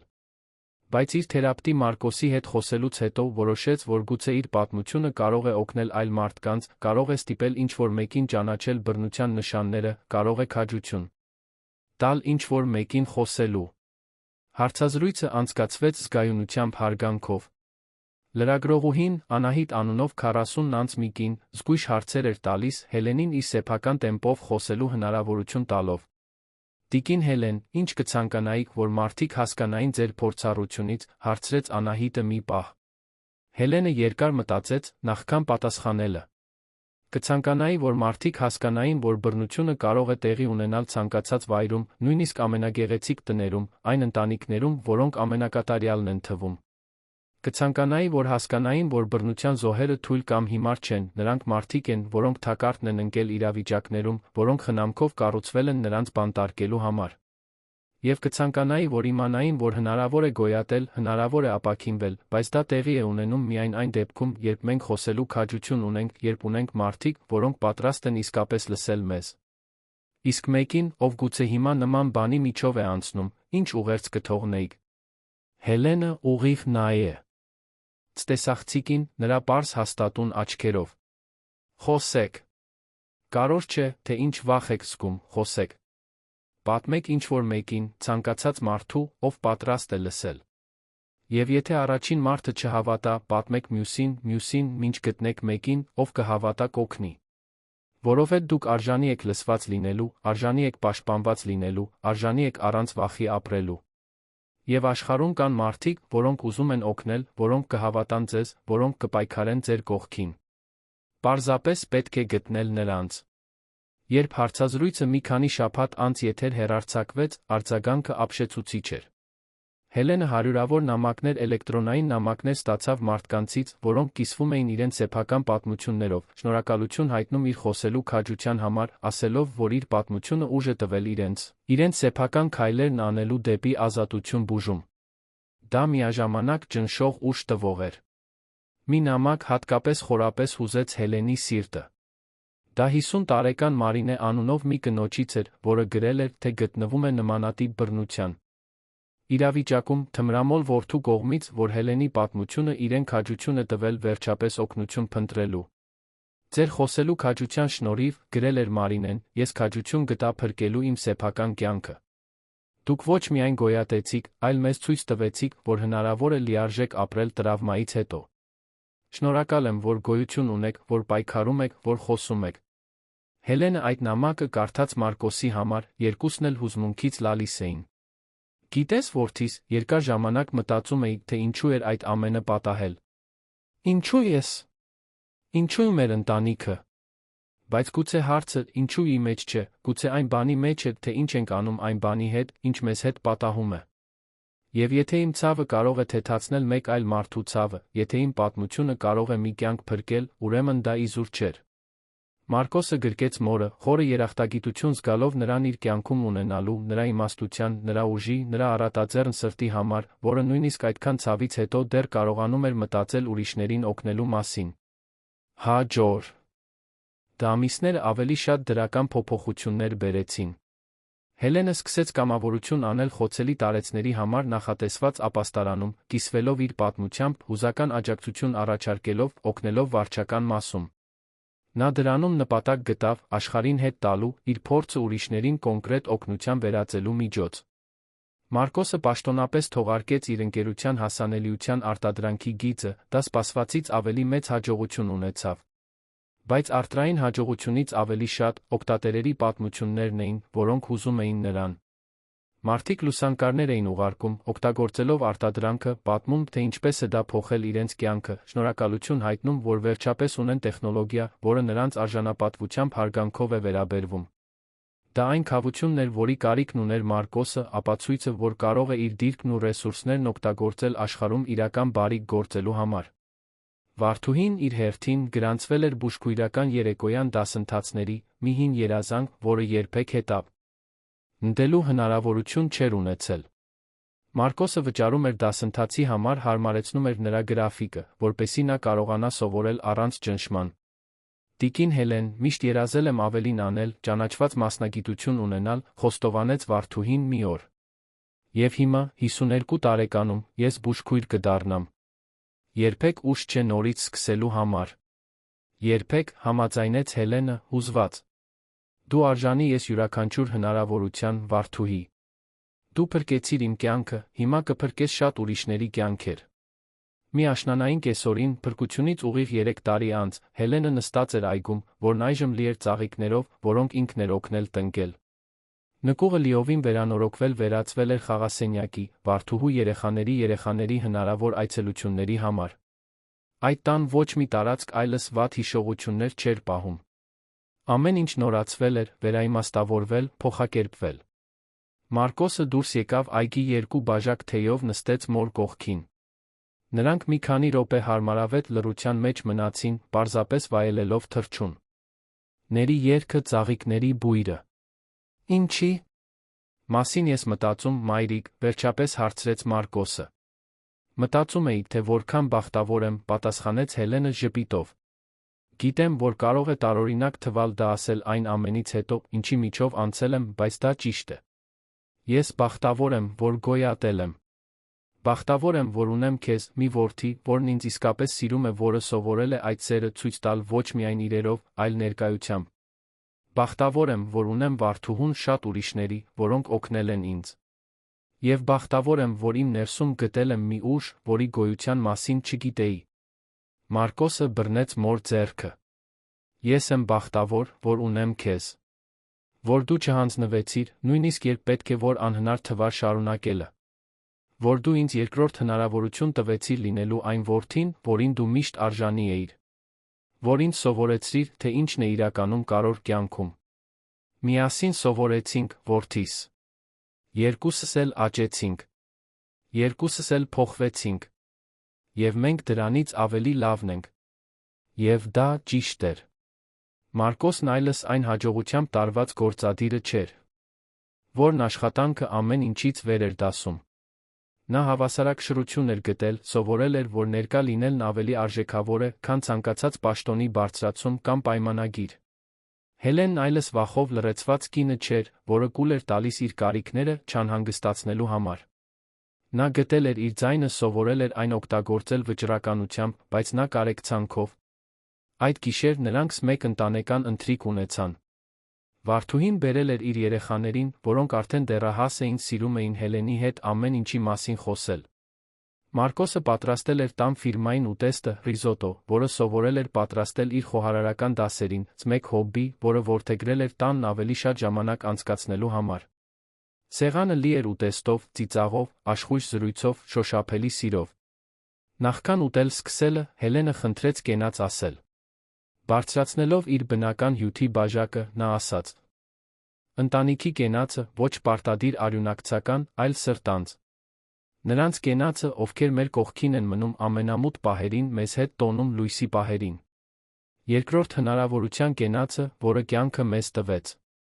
Եվ այն ընտրության կենացը, որը մենք ամեն օր անում ենք, լիարժեք ապրելու, խորապես սիրելու, իսկապես ներկա լինելու։ Բոլորը կենաց խմեցին, բաժակները հանդիպեցին ուրախ զնգոցով, այդ պահի երջանկությունն այնքան իրական էր, այնքան շոշափելի, որ նույնիսկ թվում էր, թե հնարավոր է դիպչել դրան։ Ավելի ուշ, երբ բոլորը գնացել էին, տունը հանգիստ էր, Հելենը գնաց իր սենյակ։ Բացեց իր գիշերային սեղանիկի դարակը, հանեց մի տետր, որը սկսել էր գրել մի քանի ամիս առաջ։ Դա իր պատմությունն էր, պատմված իր սեփական բառերով, ոչ միայն տրավման, այլ իր ողջ կյանքը, ուրախություններն ու ցավերը, սերերն ու կորուստները, անկումներն ու վերացնունդները։ Գրում էր ոչ թե հրատարակելու համար, թե որոշ խմբագիրներ արդեն հետաքրքրություն էին ցուցաբերել, այլ իր համար, մշակելու, հիշելու, հասկանալու համար։ Եվ վերջին էջում, այդ գիշեր, գրեց այն բառերը, որոնք իր կարծիքով ամփոփում էին իր ողջ ճանապարհորդությունը։ Ես սովորեցի, որ մարդ լինելը նշանակում է խոցելի լինել, որ խոցելիությունը թուլություն չէ։ Ես սովորեցի, որ օգնություն խնդրելը ձախողում չէ, այլ քաջություն։ Ես սովորեցի, որ իսկական սերը ցուցադրվում է ոչ թե մեծ ժեստերով, այլ փոքր բաներում մշտական ներկայությամբ։ Ես սովորեցի, որ մենք կարող ենք գոյատել բաներ, որոնք կարծում էինք, թե անհնար է տանել։ Եվ ես սովորեցի, որ ամենամութ գիշերվանից հետո, եթե մենք քաջություն ունենանք շարունակելու շնչել, շարունակելու փորձել, շարունակելու սպասել, արշալույսը միշտ գալիս է։ Միշտ։ Եվ երբ գալիս է, լույսն էլ ավելի քաղցր է, որովհետև մենք ճանաչել ենք խավարի խորությունը։ Ես երախտապարտ եմ յուրաքանչյուր օրվա համար։ Ես երախտապարտ եմ յուրաքանչյուր մարդու համար, ով օգնել է ինձ հասնել այստեղ։ Եվ ես երախտապարտ եմ, որ գտել եմ այն ուժեղ կնոջը, որը միշտ եղել է իմ ներսում, պարզապես սպասելով բացահայտվելու։ Կյանքը նորից է սկսվում, երբ մենք ընտրում ենք նորից սկսել։ Եվ ես ընտրեցի ապրել։ Նա խնամքով փակեց տետրը, դրեց այն նորից դարակը։ Նայեց իրեն հայելու մեջ, տեսավ ոչ թե զոհ, իլ գոյատող մարտիկ, մի կին, որը բախվել էր դժոխքին դուրս եկել ավելի ուժեղ, ավելի իմաստուն, ավելի ամբողջական։ Ճակատի սպին դեռ այնտեղ էր, բարակ, բայց տեսանելի գիծ։ Երբեմն մարդիկ հարցնում էին դրա մասին, Հելենն այլս ամոթ կամ թաքցնելու կարիք չէր զգում։ Դա հիշեցում է, պարզապես ասում էր նա, մի դժվար ժամանակի, որը ես հաղթահարել եմ։ Յուրաքանչյուր սպի գոյատման պատմություն է պատմում։ Այդ գիշեր Հելենը խորը քնեց, առանց մղձավանջների, օրորվելով այն համոզմունքով, որ ինքն ապահով է, սիրված, գնահատված։ Եվ երբ արթնացավ հաջորդ առավոտ, առը փայլելով պատուհանից, դա ժպիտով դեմքին երախտագիտությամբ սրտում էր։ Կենտրոնի առանձնատունը, որը մի ժամանակ բանտ էր, այժմ ապաստան էր։ Այն տունը, որը տեսել էր այդքան տառապանք, այժմ լի էր սիրով։ Այն պատերը, որոնք պահում էին մութ գաղտնիքներ, այժմ արձագանքում էին ծիծաղով, ջերմ զրույցներով։ Ամեն ինչ փոխվել էր, որովհետև դրա ներսում գտնվող մարդիկ ընտրել էին փոխակերպումը, ընտրել էին բուժումը, ընտրել էին սերը վախի փոխարեն։ Եվ եթե ինչ-որ մեկն անցներ կենտրոնի այդ նրբագեղ փողոցով նայեր սպիտակ առանձնատանը իր ծաղկած այգիներով, կտեսներ պարզապես մեկ գեղեցիկ տուն ազնվական թաղամասում։ Նա չէր իմանա այն քավության պատմության մասին, որը պահում էին նրա պատերը, այն ահից դեպի հաղթանակ ճանապարհորդության մասին, որը տեղի էր ունեցել այնտեղ։ Բայց գուցե դա տեղին էր։ Որովհետև ամենամեծ հաղթանակները, ամենանշանակալի փոխակերպումները հաճախ տեղի են ունենում լռության մեջ, հանրային հայացքներից հեռու, այն մարդկանց սրտերում, որոնք ընտրում են մեկ անգամ ոտքի կանգնել, որոնք ընտրում են հավատալ, որ վաղը կարող է ավելի լավը լինել, քան երեկ, որոնք ընտրում են լիարժեք ապրել, չնայած շնորհիվ այն ամենի, ինչին բախվել են։ Հելենը կատարել էր այդ ընտրությունը։ Մարկոսը կատարել էր այդ ընտրությունը։ Եվ միասին վարդուհու նման լավ մարդկանց օգնությամբ նրանք ապացուցել էին, որ հնարավոր է վերացնվել սեփական մոխիրներից, որ իսկական սերը կարող է բուժել նույնիսկ ամենախորը վերքերը, որ հույսը որքան էլ երբեմն թույլ թվա, երբեք լիովին չի մահանում, քանի դեռ կա մեկը, ով պատրաստ է պահել այն։ Եվ այսպես, երան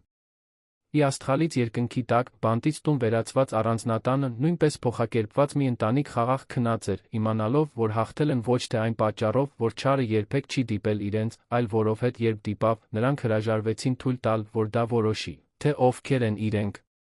Փոխարենը, նրանք ընտրեցին, որ սերը, քաջությունը, դիմացկունությունը որոշեն իրենց ապագան։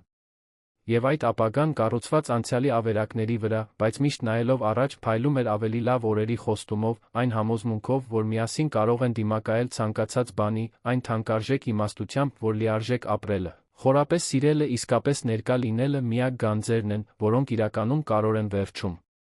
Հելենի Մարկոսի պատմությունը գոյատման պատմություն էր, այո, բայց դրանից ավելին դա նոր սկզբի փոխակերպման, սիրո պատմություն էր, որը դիմանում է ամենակատաղի փոթորիկներին դուրս գալիս ավելի ուժեղ, քան երբևէ։ Դա մի պատմություն էր, որն արժանի էր պատմվելու, ոչ թե տառապանքը փառաբանելու, այլ մարդկային բուժելու, ներելու, աճելու, նորից ապրելու,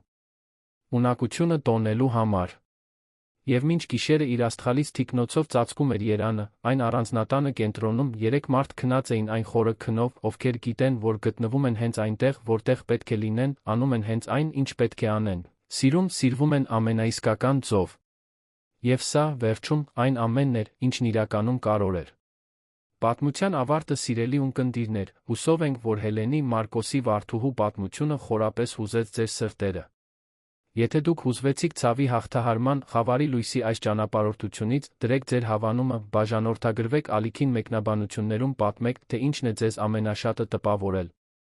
Ամեն օր մենք ներկայացնում ենք այսպիսի ինտենսիվ պատմություններ, որոնք բացահայտում են մարդկային հոգու ամենախորը կողմերը, որոնք մեզ հիշեցնում են այն ուժի մասին, որը գոյություն ունի մեզանից յուրաքանչյուրի ներսում, նույնիսկ ամենադժվար պահերին։